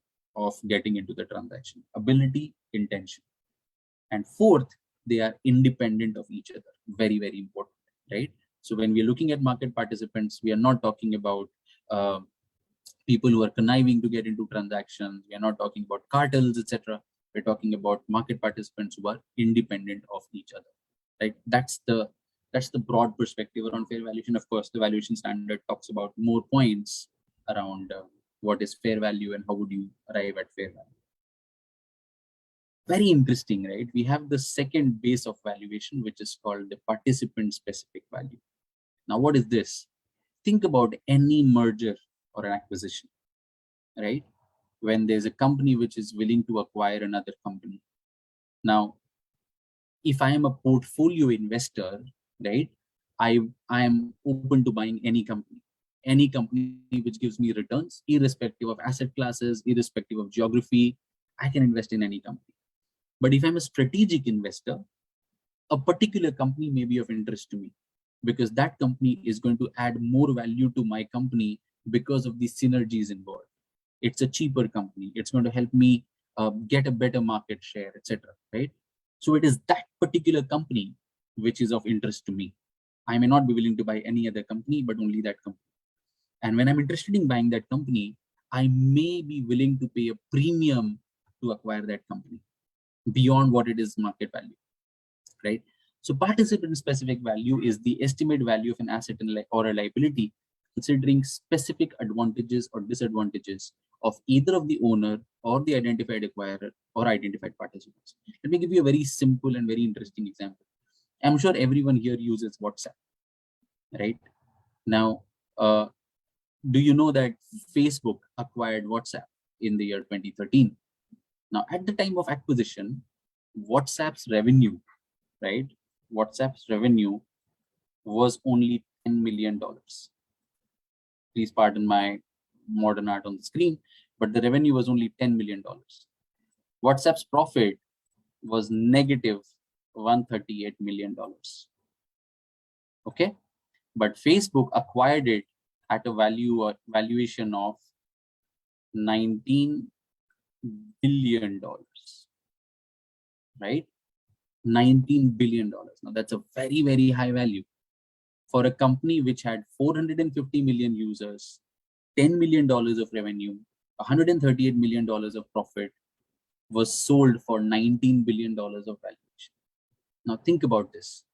At the time of acquisition, WhatsApp had a revenue model, and that revenue model was that it is going to charge $1 from every active user annually. It said we will not sell advertisements. It said that we will only charge you $1, right? We will not sell any advertisement. We will not sell your data, nothing. Now with that estimate, look at the total population of this planet. Even today, the total population of this planet is 7.3 billion people, right?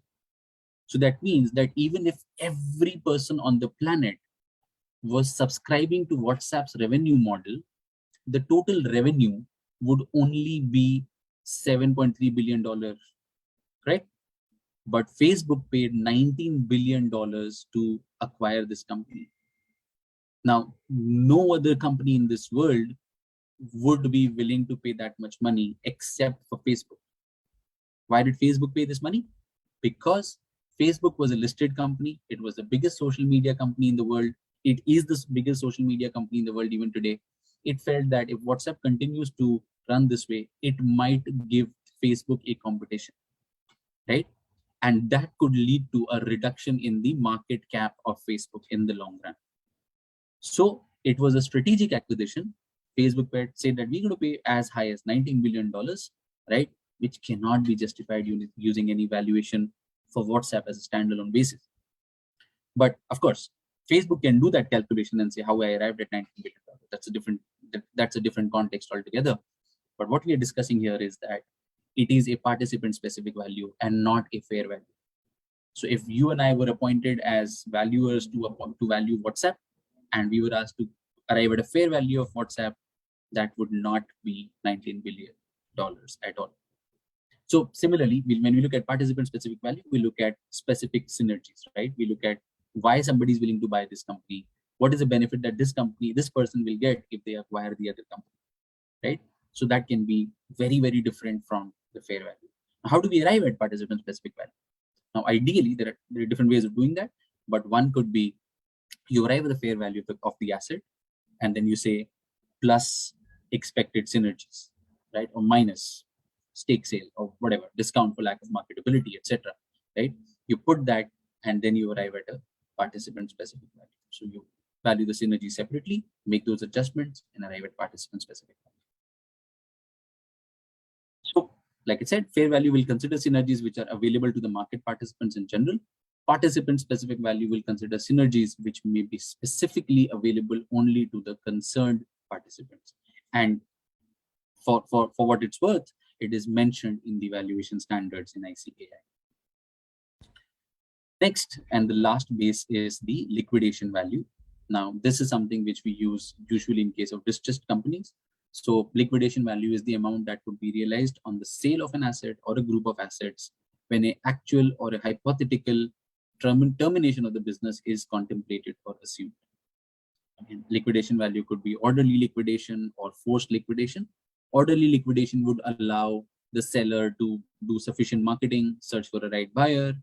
Forced sale would mean that, no, we don't have time, we have to sell it overnight, right? I'll get whatever value I'm going to get for this company. So that's a liquidation value. Usually, we would not value a company on a going concern basis. I mean, we are looking at liquidation value, and therefore, so normally we would apply the cost approach. So we have got three approaches: market, income, and cost approach. So normally we would look at the cost approach, make suitable adjustments for the realizability of the assets, and calculate the liquidation value. Next, so valuation standard 102 also talks about the premises of value. Now, the premise of value refers to the conditions or the circumstances on how an asset is deployed. So there are 5 premises of value which are prescribed. The first one is the highest and best use. Now, highest and best use, we use an acronym called HABU. That's just easier for us to, it sounds fun, it sounds a little funny, but we just use it for our memory, right? So it is the use of an asset that is physically possible, legally permissible, and financially feasible. So we say that what if the asset is going to be used at an optimum level with the constraints that it is physically possible to use the asset in this way, it is legally permissible to use the asset in this manner, and it is financially feasible to use the asset in this manner. What is the optimum level of asset utilization? It is determined from the perspective of market participants, even if the entity intends to use it differently. For example, there may be a company which has a huge potential, right? Now, this company may have some amazing contracts or approvals or patents, etc. Now, you are going to value this company on the basis of highest and best use, but then the company is not operating at an optimum level. So in that case, what do? So you also try to identify the potential of this company given the intangibles that it has or the potential that it has, right? And accordingly value the company based on these 3 constraints, which is physically possible, legally permissible, and financially feasible. For non-financial assets, highest and best use is the default assumption. So when we are looking at financial assets, we may or may not value a company using highest and best use premise. But for non-financial assets, generally we go by the highest and best use assumption. Now, when I told you that the entity may not be intending to use the asset at its highest and best use, so that means it is possible. So let's say I have a patent, right? And that patent would allow me to, let's say, come up with products which are world-class and I can really enhance my sales. But then it could also mean that enhancing those sales would require a huge capex, capital expenditure, right? So the cost to convert the asset into its highest and best use must also be considered. So I need to consider the capex, I need to consider the potential sales, and then I will calculate the potential cash flows. But remember, highest and best use need not be the default assumption for financial assets or for businesses. Highest and best use is usually referred to as the default assumption for the non-financial assets, which is tangible assets usually. Next premise is as is where is value. So somebody was asking about what is as is where is value, right? It is the existing use of an asset, which may or may not be its highest and best use. So CMP Vijay Kumar also explained that I'm a seller. I'm saying that this is what the asset is. It has this limitation. It's some of these portions of the assets are not working. Some of it requires maintenance. Some of it has got some litigations in it. This is what it is. Take it. Whatever value you give, I'm going to take it. Right? So that is as is where is value. You are going to value the asset based on its current conditions, right? With its current limitations, whatever the value is, that is the as is where is value. Going concern value is what is usually used for valuing businesses, right? So it is a value of a business enterprise that is expected to continue to operate in the future. Please remember, I discussed that going concern value does not necessarily mean that it is an infinite life.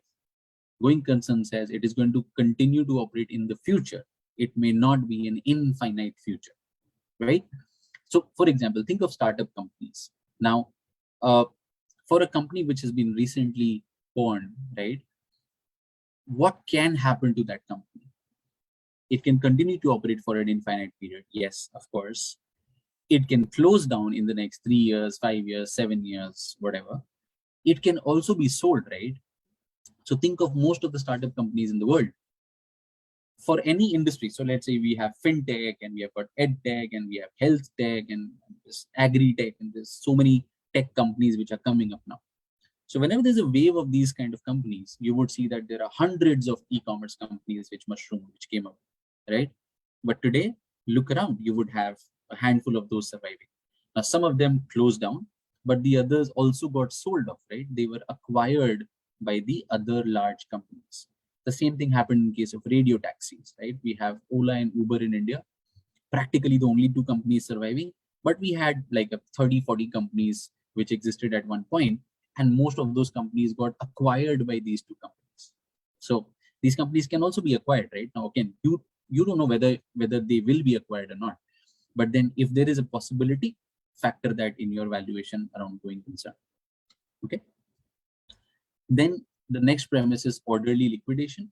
It is the realizable value of an asset in the event of a liquidation after allowing appropriate marketing efforts and a reasonable period of time to market the asset on an as is where is basis. So please note that orderly liquidation is an extension of as is where is value, but at the same time, as is where is value could still be like a going concern. It's going to be continued to use for a longer period if the asset is in good condition. Orderly liquidation, we are saying that I need to sell the asset, right? What is the value that I'm going to get if I do a reasonable marketing for a reasonable period of time and sell the asset on an as is where is basis? That is an orderly liquidation. The next premise is a forced transaction where I don't have time. I am on the deathbed. I need to sell my business overnight. I need to realize whatever money I'm going to get, right? That's a forced transaction where the seller is under constraint to sell an asset without appropriate marketing period or effort to market such asset. Now, very interestingly, please note that this forced transaction assumes that it is a seller who is under pressure. It is ideally, you could think that it is possible that I am a buyer and I need to buy an asset overnight, and therefore I can pay a huge premium for it, right? But that's not what forced transaction assumes. We would still, if there is a situation where there's a buyer and he needs to buy a company overnight, that could still go into a participant specific value, that could still go into going concern value. But forced transaction is usually from a seller's perspective, where if I'm sure you can make out with this, that the realizability of this value could be fairly low in case of a forced transaction. Right? So those are the premises of value. Last thing is transaction cost. Now, when we do the valuation, what happens to the transaction cost? The valuation standard 102 clearly says, it gives a definition of transaction cost, but it also says that it is not a characteristic of an asset or liability. So usually we would not consider transaction costs as part of value, right? Transaction cost is something that would not have been incurred if the transaction was not planned. Okay, So even if there is an actual or a hypothetical transaction cost need not be factored into the valuation. It is something that results directly from and is essential to the transaction. And again, the valuation standards also clarify that we will not consider taxes for either party as a result of transaction. So transaction cost would also not include taxes, and we do not consider transaction costs as part of the valuation.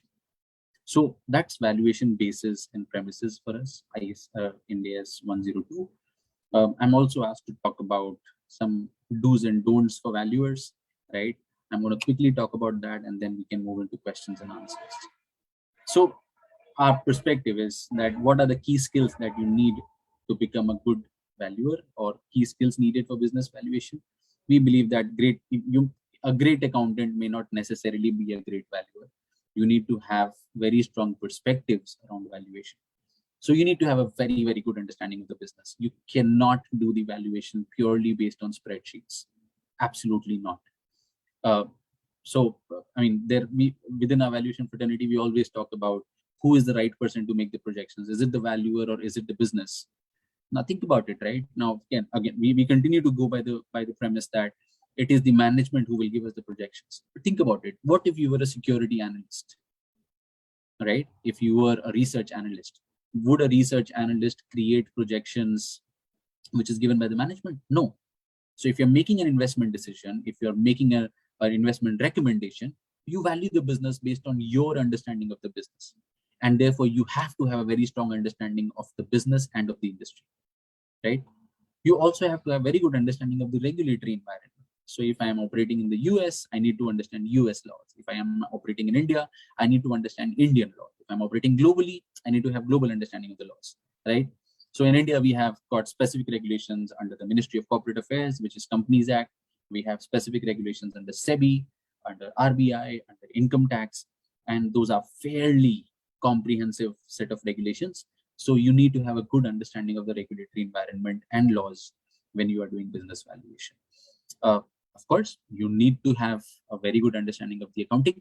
So, and over the years, we have seen that there are some gaps between valuation and accounting which are being bridged. So for example, earlier, leases is a classic example, right? So we used to look at leases as a complete different carve out from the accounting perspective. So we said, this is what accountants are doing for leases, but for valuation, we will treat it in a different manner. But now the leases standards is now aligned towards how you would do valuation. There are still some areas, for example, research and development, advertisement expenses, right? Some of these are very different from an accounting perspective, but when you look at valuation, you have to treat it differently, right? So you need to have a good understanding of the accounting framework, the depreciation, revenue recognition, inventory valuations, property, plant and equipment, right? Research and development and so on, like I said. So those are very, very important areas where a valuer should have a good understanding of the accounting framework. Of course, you need to understand valuation methods and calculation and spreadsheet applications. That's a given. Everyone understands that you need those skill sets to do the business valuation. Of course, it's not there on the slide, but that doesn't mean it's not important that you need to have very, very high standards of ethics, right? You cannot be a good valuer if you're not ethically strong, because there will always be a kind of an influence on you that I'm looking at this value, I need this value, I think this is a relevant value, etc. But you need to ensure that you are objective in your assessment and you demonstrate very high standards of ethics and integrity. Some of the other do's, so identify the purpose of valuation. I think this is very important. We've said this over and over again, that you should not do a purposeless valuation. There should be a purpose of valuation, whether it is transaction advisory, whether it is compliance, whether it is investment, right? What is the purpose of valuation? Second, get a clear mandate for valuation. Oftentimes, the clients are not aware of what's the difference between a valuation date and a report date. We have to explain it to them in almost every engagement, right? So get a clear mandate. What is the purpose? What is the valuation date? Get an information checklist prepared, right? It could be different for different engagements, but get an information checklist. Please do get an engagement letter, right? Identify the scope of the valuation, because some of the common things that we see is the client had asked you to do a valuation for income tax laws. You've done the valuation, That is done using a specific statute, using a specific method, which is prescribed by the income tax laws. Now the client goes out and uses that same report in, let's say, a merger transaction and said, hey, I got a valuation report from a valuer. Now again, that is completely different set of valuation, right? So your engagement letter as well as your report must clearly state the purpose and the scope of valuation. If this is done for income tax purposes, it cannot be used for any other purpose. It cannot be used for any other transaction and should be used around the same date, right? You cannot keep on using that same valuation report over and over again. Get a management representation letter. But remember, like CMP Vijay Kumar also said, that you cannot blindly rely on the management representation letter. Your duty, your responsibility would be to ensure that you have sufficient evidence, you have sufficient documents based on which you can defend your valuation. We cannot simply say that we got this on MRL and therefore we've done the valuation. No, that could be a very potential strong area of a professional liability. And of course, the fee, right? And maintain all records for a reasonable period. So it can be up to 8 years in India. So there are different regulations. Somebody says 3 years, somebody says 8 years. You would have your own set of regulations, but please maintain all records for a reasonable period around your valuation. Some other do's. So please do conduct a basic due diligence. Now, for all disclaimers and disclosures and mandates that we get, we will always say that our job does not include doing a due diligence. That does not mean that we will not do any due diligence and take whatever number is given by the client. So we need to ensure that we have comfort over the valuation, right? If you are arriving at a valuation, and of course you may not be able to detect the fraud, so of course there would be thin lines of difference there, but a basic due diligence is necessary to ensure that you are covering all the elements which are affecting your valuation. Please mention appropriate disclaimers. At the same time, you can't hide behind those disclaimers, but at least disclose them and follow the valuation standards, whatever is relevant for you, right? We're following ICAI valuation standards. We're sometimes following international valuation standards here, right? So whatever valuation standards are there, please do follow that. And please also document qualitative aspects of valuation. So we are still struggling that here. There are some people who give a very strong set of assessments of value. There are some who would just give a 2-pager report and say that this is the value. But I think a good report would always include detailed aspects, right? So for example, you would do an industry analysis, you would do a company analysis, you would do a ratio analysis, you will talk about the description of the business, you would talk about the prospects of the business, you would talk about the risk factors, right? So you are making some assumptions while you're doing the valuation. What if those assumptions are not coming through, right? So disclaimer is one thing which protects you or gives you some comfort over your professional liability, but the risk could be that, hey, what happens if these numbers are not coming through, right? So the valuations could be affected significantly. So this valuation may assume that some funds will come into the company. Now, if the funds does not come, this valuation will not even stand close to it, right? So those risk factors must also be documented properly. Finally, some don'ts. Do not take a fee based on the valuation reported, right? That would bring in an obvious bias. So there are some aspects of valuation where the fee that a valuer gets is based on the value that you are reporting. So it could be like a 1% of the value reported. So if you're reporting a value of 1 crore, you get like 1 lakh, right? So that's not an appropriate way of doing the valuation. In India, we cannot take fees based on the value reported, but I know in some parts of the world, there are valuations fees which are taken based on the value. That definitely would bring in an obvious bias. So do not take that.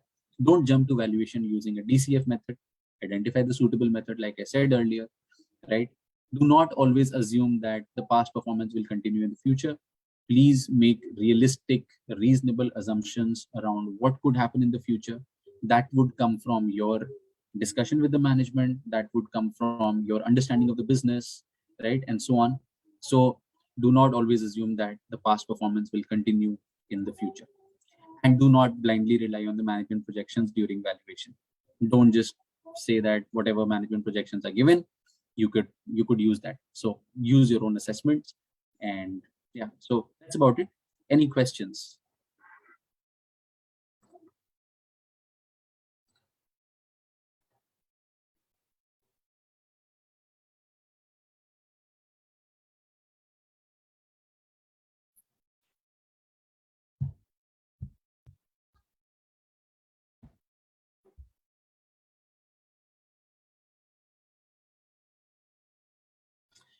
Okay, so I have one question here which says valuation not only consider financial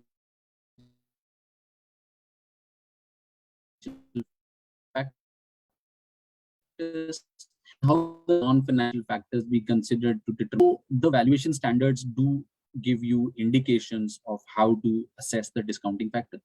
But think about it, right? As a valuer, like I said, your primary objective would be to arrive at a realistic fair value, a defensible fair value, right? Now, think about this. There is a company which was born yesterday and has got a very strong team, but the teams do not gel well together, right? So the management or the founders of these companies are serial entrepreneurs. So they find a company, they raise some funds, they exit in 3 to 4 years, and they have done this twice, thrice, 4 times, right? And you are required to value the company. Now, at the face of it, when you're looking at the company, you will see great presentation, you will see a great idea, you will see a good model coming up, you will see great projections, but then there would be an element of risk, right? That this management may not survive in the long run. What do you do? If you're simply doing a template-based valuation, then you might end up overvaluing this company, isn't it? So now, how would you factor that in is, of course, something that you would have to determine over a period of time. As you do valuations, you will always kind of honing your skills around valuation. So there will not be like a straightforward answer, but then yes, do factor in those things. Now, there are some ways of doing it. For example, there are some researchers who incorporate a multi-factor beta, right? So for example, normally when we calculate beta under the cost of capital calculations, you would take a regression based beta, right? But for most private companies, we say that use a multi-factor beta and add risk factors to each of the aspects that you are considering: the business model, the continuity factor, the management factor, and so on and so forth, and then try to estimate the value using those factors. Now, of course, that I do agree that in most cases your valuations can be significantly here and there, but then as the risk increases, your valuation spread would also increase, right? For a company which is very tightly operating, the value would be very tight as well. But at the same time, when there are a lot of risk factors, a lot of possibilities, the valuation can really fluctuate significantly. Yeah, so but you should consider that, right? Look at the risk factors, consider that in your projections.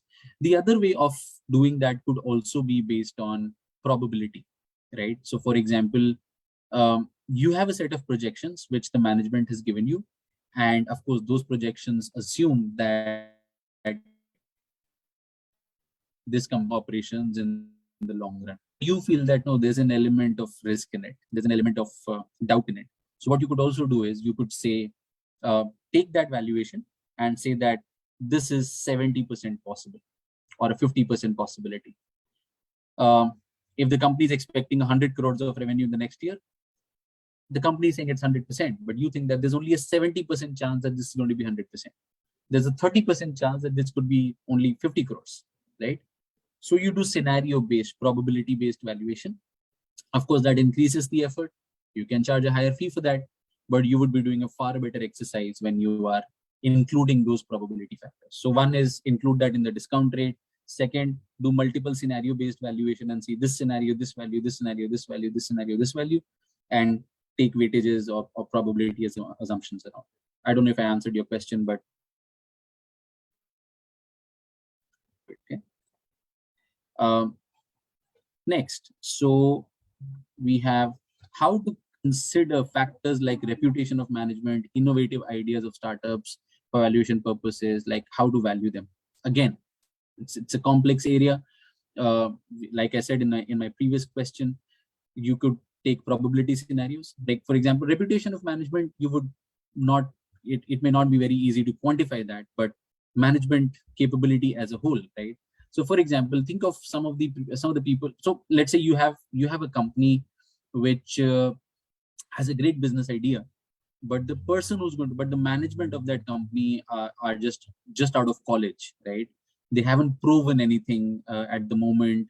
And at the same time, while you're interacting with them, you are not confident that these people are going to be able to run the company with the same promise that the spreadsheets or that the presentations are showing you. As opposed to that, you have a company which is you have a similar presentation from a different set of management, where the management is qualified, well educated, have proven strong business acumen in the past. When you talk to them, they have got very strong ideas. They have factored in the risk. So let's say you ask them, what if it doesn't come through? They have plans for it. They have strategies for it. Right? What would you do? You would like to take a lower risk factor for them, right? So one way of handling it could be that you could make all of those adjustments into the discount rate. Second is you could make those adjustments in the top line, which is like probability-based valuation. Third, you could also say that, okay, I'm going to value the company on the basis of the projections and whatever is given to us. But at the same time, I'm going to add a premium for a very strong management, right? So for example, we are valuing a company right now, which is, of course, I can't tell you the name of the company, but which has been not optimally operating so far, right? So the management that we spoke to, they are content with the current level of operations. But when we looked at the business model, when we looked at the potential in the business, we feel that, hey, this could go up at least 10 times from where it is right now, right? And the purpose of valuation is a stake sale. So now what we're doing is we are going to value the company, but at the same time, we know that this management is not going to exist because they are going to move out. And a new management is going to come in. And the perspective of the new management is to actually take this company to the next level, right? I mean, to really uncover the value that it is there.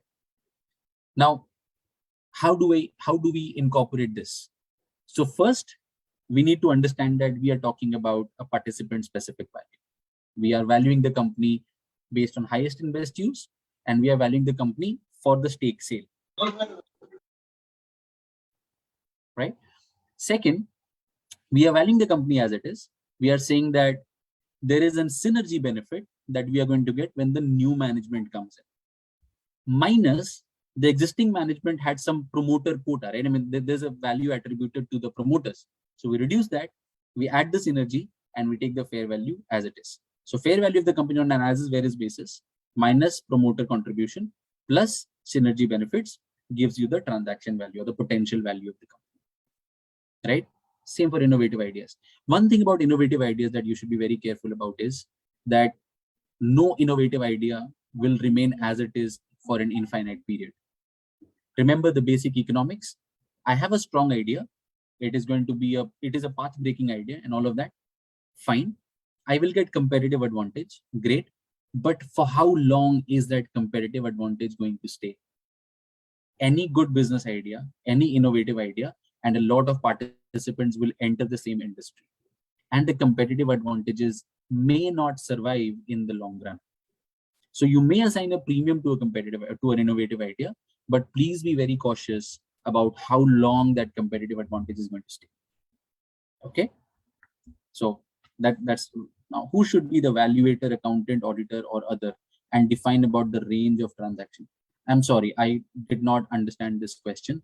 I don't know if you can unmute yourself and talk, or if you could explain this question a little better, but I couldn't understand this question. How to consider risk factors on innovative business and as they are quick to imitate by others. Exactly, that's what I just said, right? So in your assumptions, right, be very cautious. So for example, the one way of handling this is that the management would often tell you that we are going to grow at 4,000% per year, right? Our growth rates are going to be exorbitant. So ensure that factor in that growth rate may not be exorbitant for a very long period, number one. Number two, the management will say that we have got very high margins. Again, remember normal economics, right? Everything will converge towards a stable growth rate. Everything will converge towards a stable margin. So you will have to ensure that the growth rates and the margins in the top line are appropriately reflected, right? They should be reflective of the normal growth rates in the medium to long run. Do not agree on very high growth rates or very high margins. And that's how you would incorporate the risk factors in the projections. From a market perspective, also, you could look at, if you're looking at market method of valuation, look at the market multiples, right? And so for example, let me give another example. So if I was valuing a chat-based company today, right? And I knew that WhatsApp's valuation multiple or value per user was like $42 per user. Can I use the same matrix to value a chat-based company today? I cannot, right? Because why would somebody move from WhatsApp to this app? There is going to be switching costs involved. So even when you are using market multiples, do not just take the multiple which is there in the market. You will have to make those adjustments for your company. And that adjustment would come from your understanding of the business. You could still be wrong. I mean, we've always said that you could always be wrong, right? But you should be able to defend your assumption, saying that we think that this company is going to go on with very high growth rates for the next 5 years. And after that, things would settle down to a normal level, right? So those are some of the ways of considering the risk factors. They continue to be very subjective, but as long as you have your appropriate assumptions and disclosures in place, you should be good. How to value land and building for IFRS purposes? I'm sorry, I'll have to keep that out of my scope. We are securities and financial assets valuers, and you would normally appoint a land and building valuer who would use the valuation methods which are prescribed for land and building to calculate the value. Right? Again, the approaches remain the same, market income and cost approach, but the methodologies keep on changing. Do off-balance sheet items like human resources, etc., come under the valuation while valuing the business? Very, very interesting question. Now, if you are looking at a DCF-based valuation, right, a discounted cash flow valuation, then please understand that your cash flow assumptions incorporate some of these off-balance sheet items. So for example, if you're looking at a revenue growth rate, that revenue growth rate is coming from the people who are operating in your company, the sales team, the admin team, the R&D team, the cost team, and so on, right? So you would end up double counting some of these values if you're using a DCF-based valuation on a nominal cash flow basis. When do you consider off-balance sheet items like human resources? Human resources, for example, like I gave you an example, right? So if I'm valuing a company today, and I am the promoter, and the promoter is planning an exit from the company, and you don't know who's going to come in next, right? So then your assumption could be that an equally capable person will come in and operate the company. So there is no change. You would not have to make any adjustment. But if you really feel that this promoter has been like a star guy, right, and he's going to move out of the company as soon as the company is being sold, then in that case, you would value the company as it is, and then you will say less promoter value of the key managerial personnel, the KMP valuation. Now, how would you do a KMP valuation? Two approaches: value the company with the KMP, value the company without the KMP. Difference is the KMP valuation. A difficult exercise. A relatively easier exercise: what is the salary that this person was getting, or what is the salary that a person of this caliber would be getting? From a cash flow perspective, that's an easier assessment to do, right? So if I was drawing 5 crores of salary and a new person is going to come in and draw 2 crores of salary, the differential is 3 crores, right? That would be the impact on the valuation of the company for a prolonged period. So that's how you could do human resource valuation. So normal human resources, don't value them. Key managerial personnel, consider it only if the person is going to move out, right? Other off-balance sheet items, like I said, operating off-balance sheet items, please do not make any changes. So you have got patents, you have got brands, etc. Right? Very interesting example is a brand, in fact, as an off-balance sheet item. I am valuing a company which operates using a particular brand. Now, because it's an internally generated brand, it is not there in the balance sheet, right? Now, many a times the clients come up and say that, Vikash, here's the value of the company. I also want you to value the brand and add it to the company value. Hello, that is double counting. When you're valuing a company, the brand is already incorporated in the company value, right? You cannot add up the value of the brand and add to the company. No, the projections is assuming that this company will operate while leveraging its existing brand. Okay. How does the standard allow to collaborate with experts and reliance on their work? So standard allows you to collaborate with experts and rely on their work. At the same time, it requires you to make appropriate disclosures for it. At the same time, it also says that you would still be responsible for your valuation reporting. Okay, so 2 broad points. It allows you, but you have to put appropriate disclosures. Second, you would still be responsible for your part of the work. So you cannot simply say that this part is done by them, I'm not responsible for it, and so on. No, you have to have appropriate control over there. Since valuation of same asset class can be done different from one valuer to another, how can we bring uniformity in such valuation? Very interesting, sir. And so the only answer I can give you here is that it often happens, right? In a majority of transactions, there are two valuers who are appointed, and normally we believe that the valuation, if it is done appropriately, you cannot do it correctly. If you're doing it appropriately, the valuation difference should not be very high. It could be like 10% variation. So the values between two valuations, the difference between two values could be about 10%. And if it is around 10%, we say that, okay, both of them have done the job appropriately. Sometimes when the difference is wider, we tend to discuss around the assumptions and perspectives, right? So for example, if the other person is using a participant specific value and I am using a fair value, the difference can be huge. So we need to agree on the similar basis and premises. Okay. Now that's one thing that we do. Of course, we don't say that this is my discount rate and this is your discount rate, so let's align our discount rate. That will be incorrect, right? That's not ethical. But you can agree on the basis and premises. There have been some cases where we discuss the assumptions and we agree or we align our assumptions, and therefore, of course, one or both of the valuers can revisit their valuation. If it is seen that no, both of them have got appropriate basis, plausible assumptions, different from each other, but both are right in their own regard, sometimes we take a third valuation opinion. That's the way to deal with it for the time being. Doesn't necessarily mean that the third person will do a better job than the two of us, but that's how the regulations are at the moment. Okay, so again, multiple steps. Agree, ensure that you are doing it appropriately, agree on the basis if applicable, discuss the assumptions and see if there are something that I am missing or you are missing. If none of that works, we'll go to a third value, right? That's how we deal with it. So I think I'm way past my time. Thank you so much to all of you.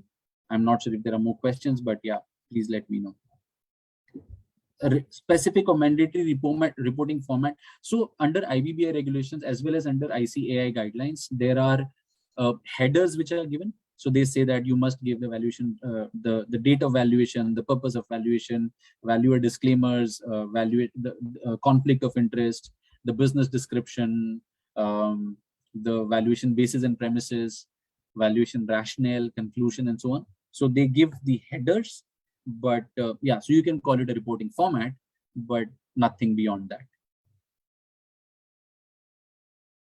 Okay, so I think yeah, I'm way past my scheduled time. I want to hand it over to the Vice President. Thank you so much for the time and the opportunity, and yeah, I hope I was able to add some value to the participants.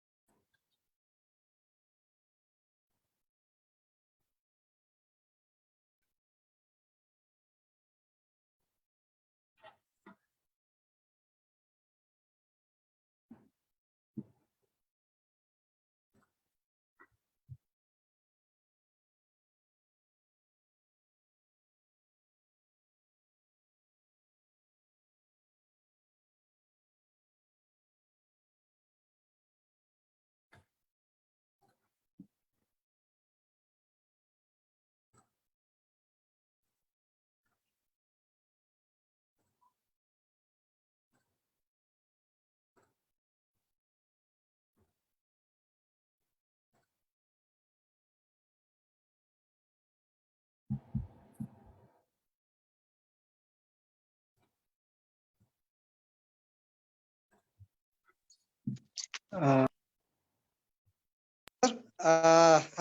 think the valuation is not there. So today we'll end our session and we'll meet tomorrow. Okay. Thank you, everybody. Thank you, everybody. all the participants, all seniors. See you tomorrow. Thank you and bye bye. Have a good night. Good night. Thank you, sir.